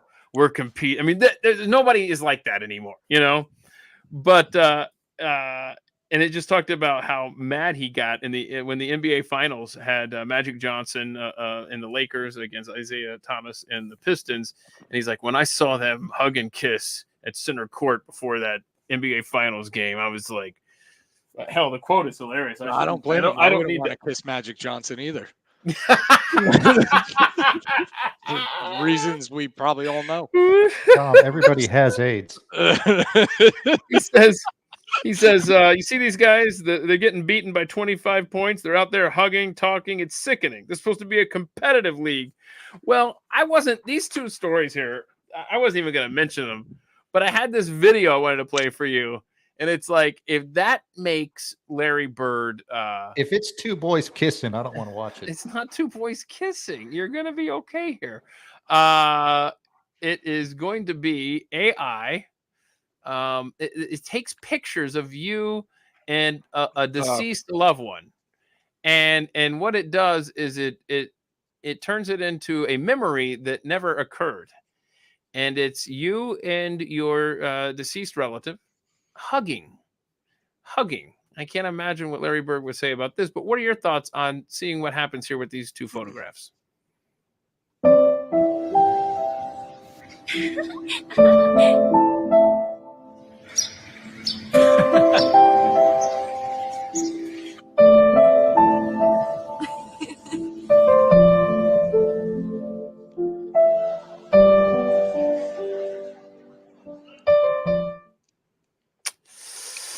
Wow. First of all, I don't understand the laughing in the audio track. I don't know. That's stupid. I don't know. You know what? Yeah, I shouldn't have even because they're happy. Yeah, right. The artificial intelligence is happy to be connecting these 2 people. Yeah. So there you go. You know what? Hold on a second. Just for Travis's benefit, let's try this again here. Hang on. Where the hell's my mute button? Hold on. It's not working. There we go. There. Is this better, Travis? There. But AI, man, I mean, this is a deep fake if you've ever seen one. Like, we were never together, the 2 of us in the same room. We've got video that says otherwise. Yeah, that's a good point. I don't like it, and I think it's creepy more than anything. But I don't know. Some people, I guess, are gonna really dig that in their life. Not me. Well, it's not creating a memory. Like, I don't understand. I don't understand any of that. That's a good point. It doesn't create a memory. It's something that never happened. Like, so what's the point? It's a video. Right. Yeah, I don't. Now, if you put VR goggles on, will that change it? At least it's more real. But I don't understand. Sure as heck not paying for a video of me hugging my grandma. Right. What then what? What do you do with it? Hey, look, everybody. Here's something that never happened. Isn't this cool? Yeah. Yeah, I think it's that would be more like a hee hee ha ha like kind of thing. Like hee hee ha ha. Like, obviously, I never met my father's grandfather, right? So, like, maybe like, oh, this is what it would have looked like if I had met my father's grandfather. You know, like, isn't that cool? Yeah, it's cool. All right. Anyway, what do you guys want to do for dinner? Well, then that's instead, what about like famous person? So it's like, yeah, this is me hugging Babe Ruth. Right. Yeah. Like, maybe maybe that gets a little more. This is me and Abe Lincoln just hanging out. Yeah. I'm not interested until it's like, here's me hugging Babe Ruth. I can smell cigar and hot dogs on him through the AI and the VR headset. Then maybe I'll buy it. You know? All right. Yeah. Let's see here. I have a new segment that we're just bringing. We're just introducing for today's show. New segment. How drunk would you have to be? That's the name of this segment. How drunk would you have to be to do what this guy did in this video? This is gonna be good. Okay. Oh, yeah. Now he's stuck. Now what do you do? That's what I was thinking. What do you do? You took the words out of my mouth because I was thinking the same thing. It's like, congrats, because you're on an island now, bro. Yeah. Okay, so I don't know. Would you? How much money would they have to pay you? How drunk would you have to be to do what this guy does? Play that again. Yeah. It's a hell of a jump, though. I'll give him that. Yeah. Oh, he almost lost it there at the end. I know. Wait till he falls into the dismount. Wait, what's down there? Is that how he's gonna get? Right. No, yeah. that's just a. No, that might not even really be connected to that. Boy, that sucks for you, man. Congrats, though. I guess I don't know. Like how? Yeah. See, the real challenge is jumping back now to the bridge. My gosh. That's the real feat of strength. That's the thing about some of these internet videos. You never get to see what happens after, right? Like, I want to see the raw footage. I want to see the friend that busted his chin on that pylon and is swimming to shore in another scene. I want to see how this guy got back to the bridge here. He's got nowhere to go. I mean, I don't know if Simone Biles could have done it any better. Sticking that landing. Right. All right. So on a dare, like how much are you? I don't know. I think that's $100. I to be honest, I think I would have just. You go, Travis. I'm gonna run my thoughts through my head here. I'm gonna think about this one. Travis, you doing that? How much do I have to pay you? 10 or 15 years ago, maybe. Yeah, that's right. Amen. Now, like, amen. Hell, sometimes it hurts just getting down on one knee. Like, I don't know. Like, nothing works. Yeah, you're younger than me. Just wait. It's soon not going to be sometimes. It's about to be every time. Yeah. So, okay. So what would your buddy have to say? Travis, jump to that pylon. If you make it, I'll give you this amount of money. If you miss it, you're good. Just you'll have to swim to shore, obviously. Yeah, that's funny. I've actually played this game with a lot of my buddies and my wife. To me, there's a price for just about everything. Yeah, of course. You go up, you're like $1 million. You're not going to do it for $1 million. Well, I mean, yeah, I do it for well, what about 900,000? $30 to get on. I mean, like you start whittling it down until you have a drop dead point. You're like, yeah, all right, no, I can't do that for less than this. Man, I like it. Should I play it again? So you can... Yeah, play it again because I want to see. So, like somebody made a good comment, like, well, obviously you had to jump in the river and swim ashore. Thank you, Benjamin. But right. Okay, I want to see it. It looked like they had the big steel walls that he is totally without a paddle. Yeah, I'm currently binge watching Breaking Bad. I've never seen it, and there's a great line by Walter White who says, "There's nothing in this world that you can't negotiate for." Something along those lines. This is absolutely right, and I think it applies to this too. Here you go. How much? $1,000. Oh, I'd do that for $1,000. I mean, I wouldn't stick the land. Wait, are you saying you get the 1,000 if you stick the landing? You could bust your face. You could end up just in the river, just clean. It doesn't matter. Like you could injure yourself. But if you still get the $1,000, yeah, you don't owe $1,000 if you don't. But you have to try this one time, and we'll give you $1,000 if you stick the landing. Just for trying. No. You have to stick the landing. You show me the money. I'm jumping off that bridge. What'd you say? I said, you show me the money. I'm jumping off that bridge. Yeah. Now, if you bust your face, your teeth come flying out. that's out of pocket at the dentist for you. So you could end up in the red on this attempt. No, to me, the guy who made the bet with me would be the sucker, because it was like, so if I go in the water, you're still going to give me $1,000. I'm not going to even aim for that pylon. I'm just jumping off this bridge for $1,000. No, you're missing what I'm saying. You have to stick the landing, Dominic. No, you first said give it and when we first said you give it a go. If you go in, I'll still give you the money.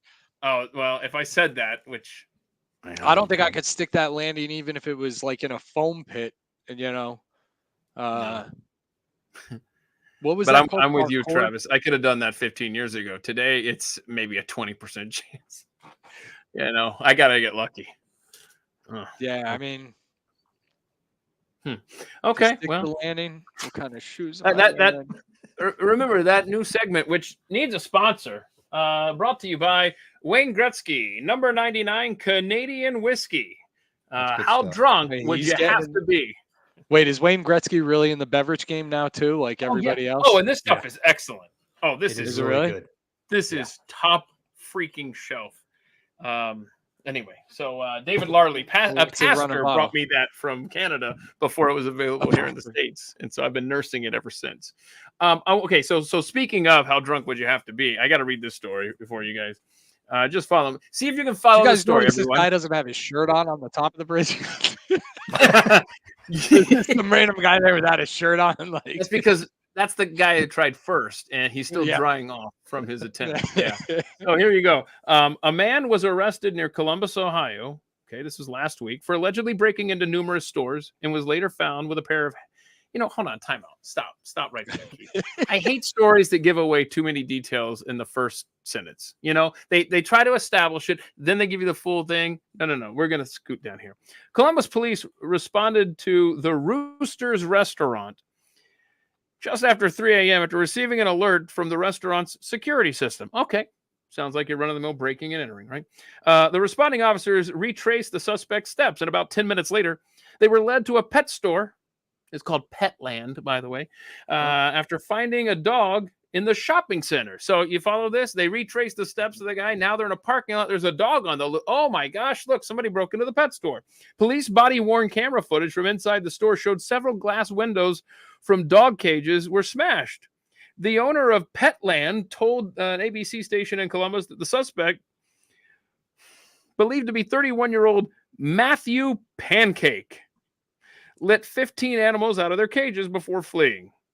A little later, about 4 a.m., officers were led to a nearby famous footwear shoe store that was also broken into. This guy's having a night, Mr. Pancake. Pancake allegedly stole a pair of boots from the store, leaving a mess. AI did not write this with just a few random facts, y'all. This actually happened. Leaving a mess of knocked down boxes before leaving the retailer. It's not a Mad Lib. A 911 call obtained by the station. A caller told the operator she was looking at the guy who allegedly broke into Petland as he was sleeping on a bench while wearing leopard print clothing. How drunk would you have to be? Video shows officers responding and yanking Pancake off the bench, telling him he was under arrest. As the officers searched Pancake, they found shards of glass in his pants and a dog collar on him.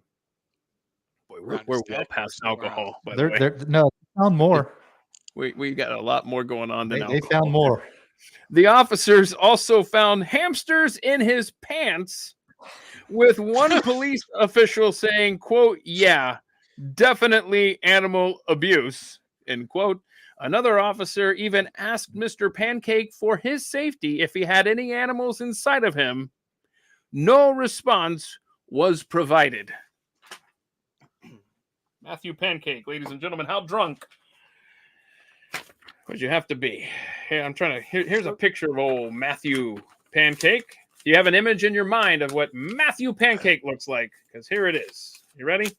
Now, you can't see the leopard print clothing on this because he's got the prison uniform on. Cheetah. There he is. There's Matthew Pancake. He is a winner who enjoys a good time with hamsters. I just love rodents, dude. Maybe we should do some animal videos and kind of get that story out of our system. Let's show you the okay, here's the dogs. Huh? What? I was gonna say, what do you think the what do you think the consequences are going to be for the story that you just read? Like, is that going to just be $150 fine, or is that going to be like he's serving 1.5 and 6 months probation? Where do you think that ends for him? I think he's going to meet a nice gentleman in prison who goes by the nickname Hamster. I thought it was Let's John recreate Waffle. that scene. Yeah, he's going to meet some guy named Waffle. Yo, Pancake, get over here. Oh, no. I got that syrup. Okay, so let's move on to animal videos. We've got cute little dogs taking care of a sleeping baby. Now, okay, hang on. Let me hang on. That is totally staged, dude. Oh, 100%. Yeah. 100%. I mean, you got the it's mom. AI. Yeah. Wait, hold on. No. You got the mom filming because she thinks it's going to be great for clicks and stuff. And congratulations, you got me to click and share here. But I don't know. First of all, you got a dog. Like, okay, cat owners, rightfully, I've had a high water mark of 4 cats at one time. So I get it. But I mean, dogs, you can get overwhelmed by any, it's the quantity of animals, I think, that needs to be considered, regardless of what. Same with what children. they are. Same with children. Yeah. So you're saying there needs to be more here?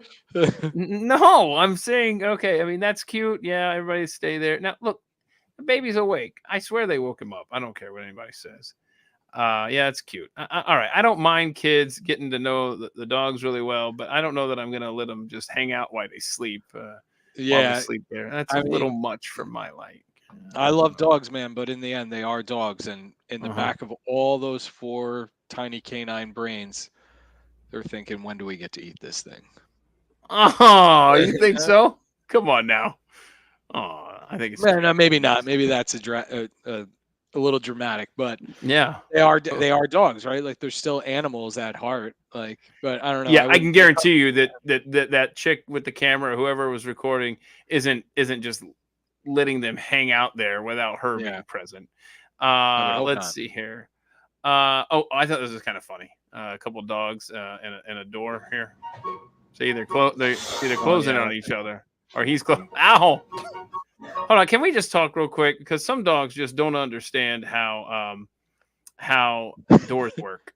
Okay, like I've got one little dog, Matilda, who just doesn't quite follow. It's like, the door's not going to close on you. You have a good 15 seconds. But if that door just starts to come close, oh my gosh, I don't want to be decapitated. When has that ever happened? No, it's not even come close, child. Anyway, sorry. Anyway, so this is kind of fun. So he just keeps closing it on the other dog, which I think is pretty funny. And then the other dog doesn't realize you can just bust through if you'd like. I mean, stop being a wuss. Let's go. See, now come in, no, dummy. Unless he's just playing with it. Maybe that's. They look very proper. Maybe British dogs. Oh no, you're right. Do British dogs have better teeth than British people?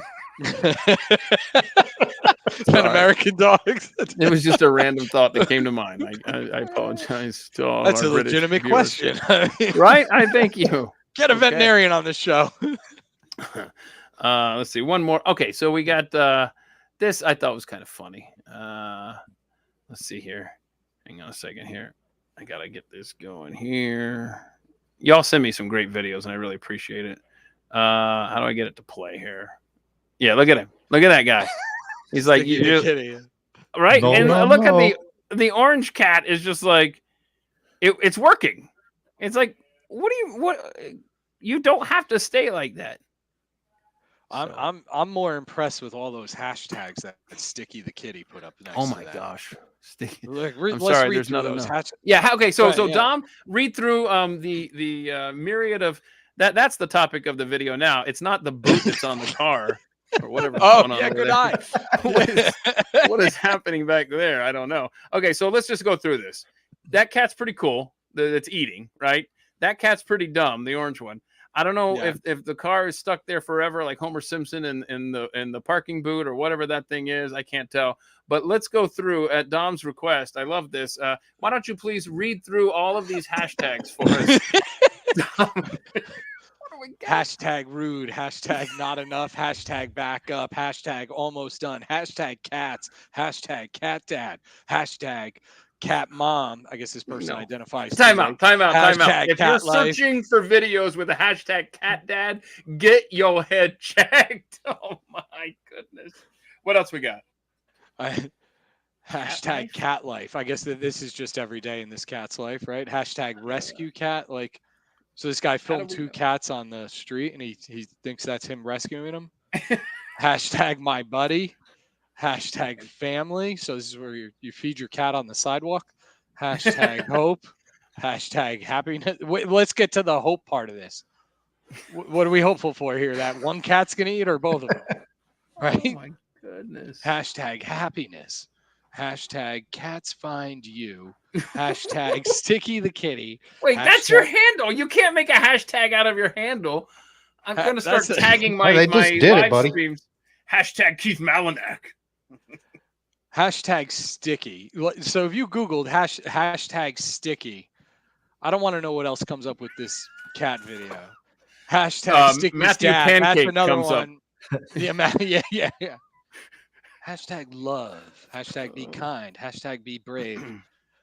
Like, was it brave of him to record this video of 2 feral cats on the street trying to get a cookie? I don't know. Right. What is hashtag FYP? I don't, because I don't know. It's got the either. little. Or your. Then there's another one, with the weird sideways. Hashtag can't touch this. Okay, so let me. Okay, the last one was good. That last hashtag can't touch was the best this. one. You like the hashtag can't touch it? Let's see here.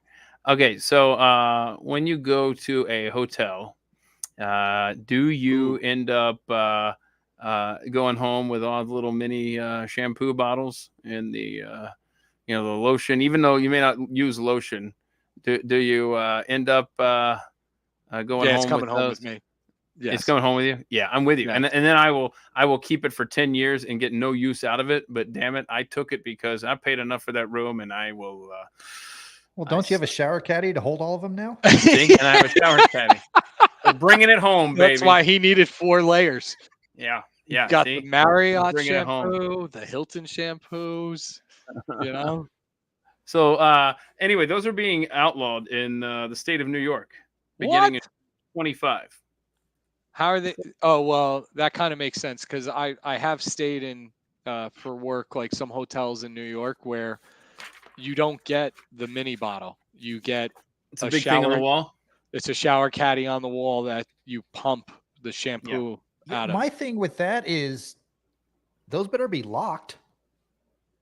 Like if you can open those. Oh, I see what you're getting at. And pour acid in it for your next guest. Yeah, or among other things. Yeah, among other things. Yeah. Like, I don't know. I've stayed in ones that definitely had it where it was like, okay, yeah, you can't get it. And other ones, it's like, you screw off the top. Yeah. Or it's just a standard lid that just pops off like plastic. Yeah, that's why you would want to take those from another hotel to have in your toiletry bag. There you go. They would be able to trace that for sure. So that's a good point about how those tops are. And I was actually at a hotel and I remember thinking I'm gonna have to get okay. Let me back up. Let me back up. When I check into a hotel, the first thing I do is I put the do not disturb sign on the outside of the door. Absolutely. You don't need to come in here. I don't care if I'm here. And I'm not exaggerating when I say this. I don't care if I'm in this room for 7 weeks, which I was when I moved to Charleston. They put me up in a hotel. It was a nice hotel right on the river. Just, it was so great. It was great. It was a top floor, and it was great. The end. And so I had a do not disturb sign on the door for 7 weeks, and I would pass the maids in the hallway, and I would be like, oh yeah, I need some more shampoo, I need a towel or whatever, here's my dirty towels. I don't want somebody coming into my space at all. At all. Not to clean, not to give me fresh towels. I can handle that transaction in the hallway. Nobody needs to come in here. It sounds like like you have trust issues, like you Yeah, grew up in New Jersey. Yeah, as someone who's lived in New Jersey, yes, and worked in New York City, yeah, I might have some trust issues. Yes. So anyway, they can like do all that stuff while you're in there. That would be so awkward. 7 weeks, no vacuuming, no new sheets. Get out of my face! 7 weeks, no vacuuming. Oh, no sheet change. Did you ever change. live in a dorm room? I'm kind of with Travis on that. Like maybe you want a little freshen up after 7 weeks. I get it if it's like 7 nights. I got clean sheets from them and stuff. I didn't use. So you changed the bed yourself instead of having them do their job. You're like, no, just here, give me some sheets, please. I need to change my. I'll make it admission. I will make it an admission here.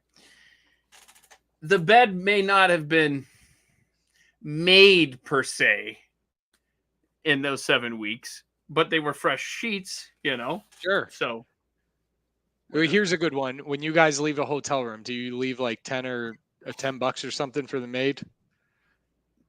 Wait, no. It depends. No? It depends on how dirty you left the room. Well, how long I'm there? Like I usually will upfront it, right? Like, hey, I'm here for a week, and I'll leave it all. Hey, hold on. tip. Is that a thing, y'all? Tipping the cleaning service at a hotel? I'm being serious. Well, I think just growing up here, like tipping is kind of everywhere. Because I have a story here that I didn't think we were going to have time to get to, but boy, let's get into it. You walked right into it. Did I send you this one? Let's see here. Well, okay. So first of all, this is a story of an ass and by the way, first thing you do when you get into a hotel room is you take the bedspread off the top of the bed because you don't even look at it. You take it off and then it sits in a corner until you leave, because Lord only knows what a black light will discover for you on that thing. Okay, so here's what I wanted to tell you. This is a story of just a jerk, man. This guy, this is terrible. This is humans at their worst. So this guy got a $13.25 meal. So his server became emotional when she saw how much he tipped. He left her on his credit card a $3,000 tip. Oh my goodness! Wow. So wanting to make sure the money hadn't been left by accident, the owner of the restaurant went out to verify the figure and collect additional ID from Smith, who had written he wrote a check. I'm sorry. He wrote tips for Jesus on the check. Okay. When the owner asked about the note, Smith explained, the customer explained that he'd been inspired by a social media trend known as Tips for Jesus and decided to get involved after experiencing Lambert's hospitality. Oh, that's pretty nice, right? That's pretty cool. Anyhow, so turns out the credit card was stolen. Well, it was a check. So anyway, as the story goes on, let's see. We thought somebody else that works at the restaurant says we thought somebody was actually trying to do a good thing, and then now we're like, what? 3 months later? So 3 months later, he had he had canceled the check, or let's see, because I thought it was a good credit card. Keith. I thought it was a credit card charge at first that he called and disputed or something, but anyway, that makes more sense. Yeah, like you'd be a big shot and you're like, yeah, no, I'm going to leave you a $3,000. Well, this is so weird because the story says he disputed the charge for the tip, but you wrote a check, bro. I don't understand this. It's kind of confusing. So anyway, so then the restaurant had to cover that $3,000 tip to the waitress, and now they're out $3,000, and I think they're suing this guy. And rightfully so, especially when they confirmed that it wasn't a mistake, because the restaurant ended up having to pay out of their own pockets. I don't like that. Anyway, that's just that was a bring you down kind of story. But that is how that works. When you leave a tip on a credit card, and tips will get paid out cash from like the drawer behind the bar, right to the employees, because the establishment knows they're getting their money back within like a week or so. Mm-hmm. When so I guess the waitress should probably I mean, I hate this for her, but she should probably just say to her boss, let him get off easy and just say, you know what, just a $2,800 tip will be fine. No, but here's the story I wanted to get to. We're talking about tipping and stuff, and this manager, so this group of guys were at a like a bar and grill or something, and they had a few beers or something. They hung out, they played some pool, and anyway, they stayed for hours. And let's see here, didn't leave a tip whatsoever. And so then the manager went and confronted them, and tried to stop them from leaving the bar because they hadn't left a tip. Now, first of all, I absolutely always leave a tip. In fact, and I'm not going to ask you guys what you tip, but I thought the opening line of the story, or the second line here, it says that if your server has been exceptional, are you happy to leave a hefty tip? Let's see, or do you go with a normal 12% tip? Normal. Right? Thank you. Thank you. I'm a cheapskate, but not with tips. No, sir, not with tips. And this is like, I saw that 12%. I would be offended as a server if I did a really good job and got a 12% tip, but I don't want to get hung up on that. What I want to discuss is the fact that the manager, and there's a video of this that I guess I should have brought to the table here. And at this point, I guess I could bring shampoo off of the screen. But anyway, the manager confronted them and said, basically stood in front of them at the doorway to make sure that they left a tip for her. And they were like, no, you can get the hell out of my way. I paid for the goods and services that I purchased. Now leave us alone. Now, they're obviously jerks for not leaving a tip, but I'm sorry, Mr. Manager, pay your employers, your employees more if it's that big of a deal that they get tips from the customers. I don't know if y'all had any thoughts on this, but the reason I brought this story up, I had it in the pile. I didn't think we would get to it looking at the clock, but then when you guys threw me a curveball that you leave money in the hotel room, that's new to me. I haven't been avoiding it. I've just never even heard of that. Have I been the only person that doesn't leave a tip in a hotel room for the maid? No, I don't think you're the only person who doesn't do that. I think, but your stuff has definitely gotten stolen over hours. Oh, crap. You're right. They're like, oh, there's that jerk that's been here for 7 weeks and won't listen to the room. Make sure he's not making meth in there. And by the way, if you've got anything good, be sure to take it. Anyway. See, that was on your mind because you've been watching Breaking Bad. Yeah. You got me. You're in my head. So I don't know.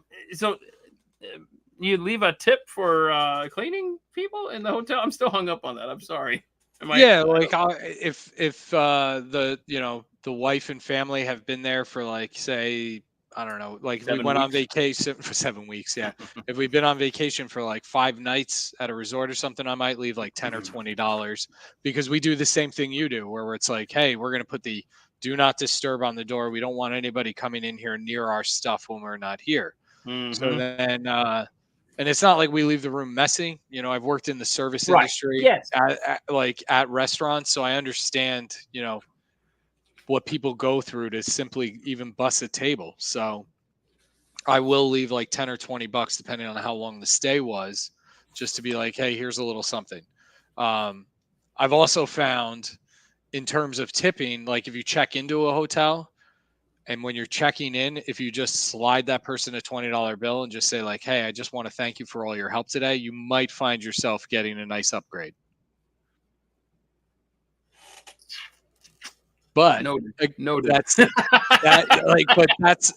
That's growing up here in this tri-state area where it's 20s make the world go round.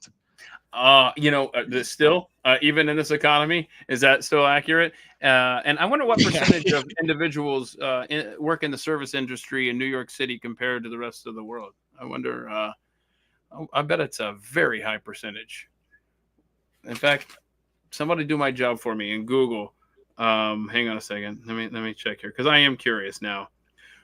What percentage of New York City residents are employed in the service industry? Let's see here. You're asking the AI umpire that? Let's see here. I didn't get a quick answer on that. Whoa, wait a minute.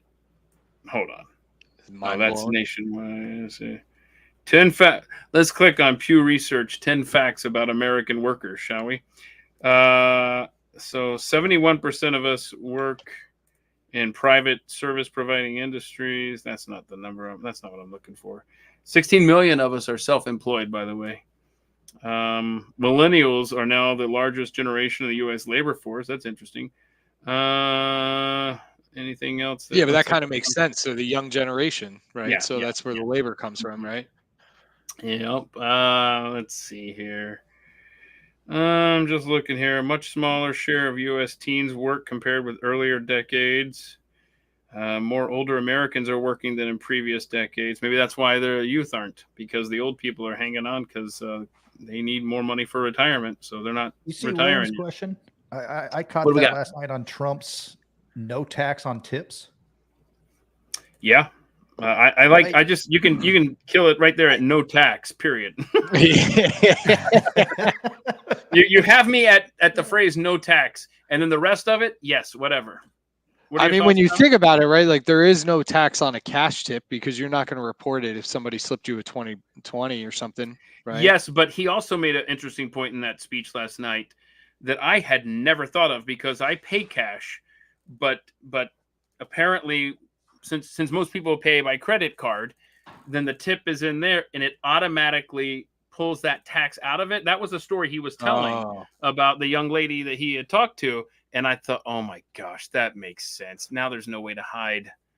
I don't like that. Let's see if there's no more good fun facts here. But yeah, that is interesting to see if that takes off among a segment of the voting population, the no tax on tips thing. So who do you think Trump is going to be facing in November on the ballot? Do you have a thought? Just somebody off the top of your head here that comes to mind? Now this show's going political. No, I just asked who you thought he was going to play. That's all. Who he's going to play. Listen to me. It's a game. Who he's going to face. I just want to know who you think is going to be on the ballot for the Democrats. Nothing political here. Just who do you think is going to be the nominee for the Democrats? That's the answer. That's actually the answer. That's the answer. Kamala Harris. We might find out. We might find out by the end of the weekend that Joe Biden is not running. We might find out that it doesn't sound like he's going to hand the torch off to Kamala, and we will see. It might be an open convention, and then if it is, here's the fun fact. Here's the fun fact that I came up with this morning when I looked at when the early voting begins. Some of the earliest states is September 20th. The floor of the convention hall where they're going to have to fight this out, it sounds like, that would be August 22nd. 28 days between when they decide a nominee. Could be decide a nominee at the floor of the convention. 28 days until early voting begins. That is insane, and that is no time to learn a new candidate and who they are. So it could be a very wild next 3.5 months in this country. It's going to be interesting to see how this thing plays out. Guys, I love you. I'm so glad that we could make this happen. Hey, what about the expansion of the Big 12? Florida State and Clemson? That is wild. Where does that rumor mill? Where does that stand? We'll see. All right. There we go. I'm all for it. I'm all for it. Yeah, because you're a. I don't think we solved the tip debacle here, though. So you don't think we did? I'm sorry. No. Here, I'm going to leave you with this one. If you went to go play golf, right, and a guy takes your clubs and puts them on your golf cart for you, do you throw that guy $5? As a former golf cart attendee. Oh, here. Okay, good. From experience, I want to hear at a country club. I'm playing. There were some members that I enjoyed seeing pull up in the parking lot ahead of others, and you also casually make your way toward the parking lot so that you are the first employee that they see when they walk up, and then you make sure you distract your coworkers if you see out at the road. Oh, here comes Mr. Jones. Hey, can we get these carts moved? Let's clean this up here. And then you head out to the parking lot. Yes. So anyway, I mean, you're standing out in the heat all day. If they put it on your cart, throw them something for sure. Yeah. See, so now that's not much different than the girl changing your sheets. I don't need that service. I need somebody needs me to put their bag on the cart. Get out of No, my I don't face, need that Dominic. service. I can do it myself. I know. You're supposed to let I that mean, go, Travis. Dom can order his own teas, but I'm sure you put the little teas in the cart for him. You want a tip for that? No, just putting the bag on the cart. I'll let you handle the teas. That's good. When you get into the cart, that's a little too intimate. You know what I'm saying? Like that's their zone inside the cart. I'm on the outside of the cart. This is getting ridiculous. Dom, when are you coming back to Texas, buddy? Hopefully soon. The right. people here aren't friendly, like I mentioned. Don't I know it? Don't I know it? I call it New Jersey nice. It's where they're being assholes, but they don't realize it. But they think they're being nice. It's New Jersey nice. No comment? No comment. No comment. Yeah, there's an arrogance that lives amongst the water here. That's for sure. Yes, exactly. Guys, I appreciate you making time, and I am grateful for all of you who have tuned in and been a part of the chat. If you missed any part of this, it'll be pinned to the top of my Twitter page here in a moment. It's also over at youtube.com/atthemic. Look for the Friday Live playlist. And also, if you missed yesterday's show about what's wrong with the FBI, how much time do you have? And then don't forget next Thursday at 2 p.m. Eastern, doing the live stream where we're going to talk about election integrity part 2. And then who are my guests on the Friday live stream? Steve Baker from The Blaze and Alex Cuesta of the Alex Cuesta Show. The week after that, on August 2nd, we got Andrew Gruel, the chef, is lined up, as well as Mercury One head honcho JP Decker. So anyway, I appreciate you guys so much. You know, we can come back for an episode called Double Dipping. Oh, I like that idea. Double dipping. Okay. And what we could do, that's a good idea. We could have a show where we put pictures of food. Is it okay to double dip here, right? Is it okay with this? We'll have to hash this out. We'll definitely, there's something there for sure, Travis. I appreciate it. Well, anyway, thank you guys so much. Thank you to everybody who's tuned in. I hope you have a great weekend. Thanks, everybody. See you guys. Thank you. Thank you, Keith.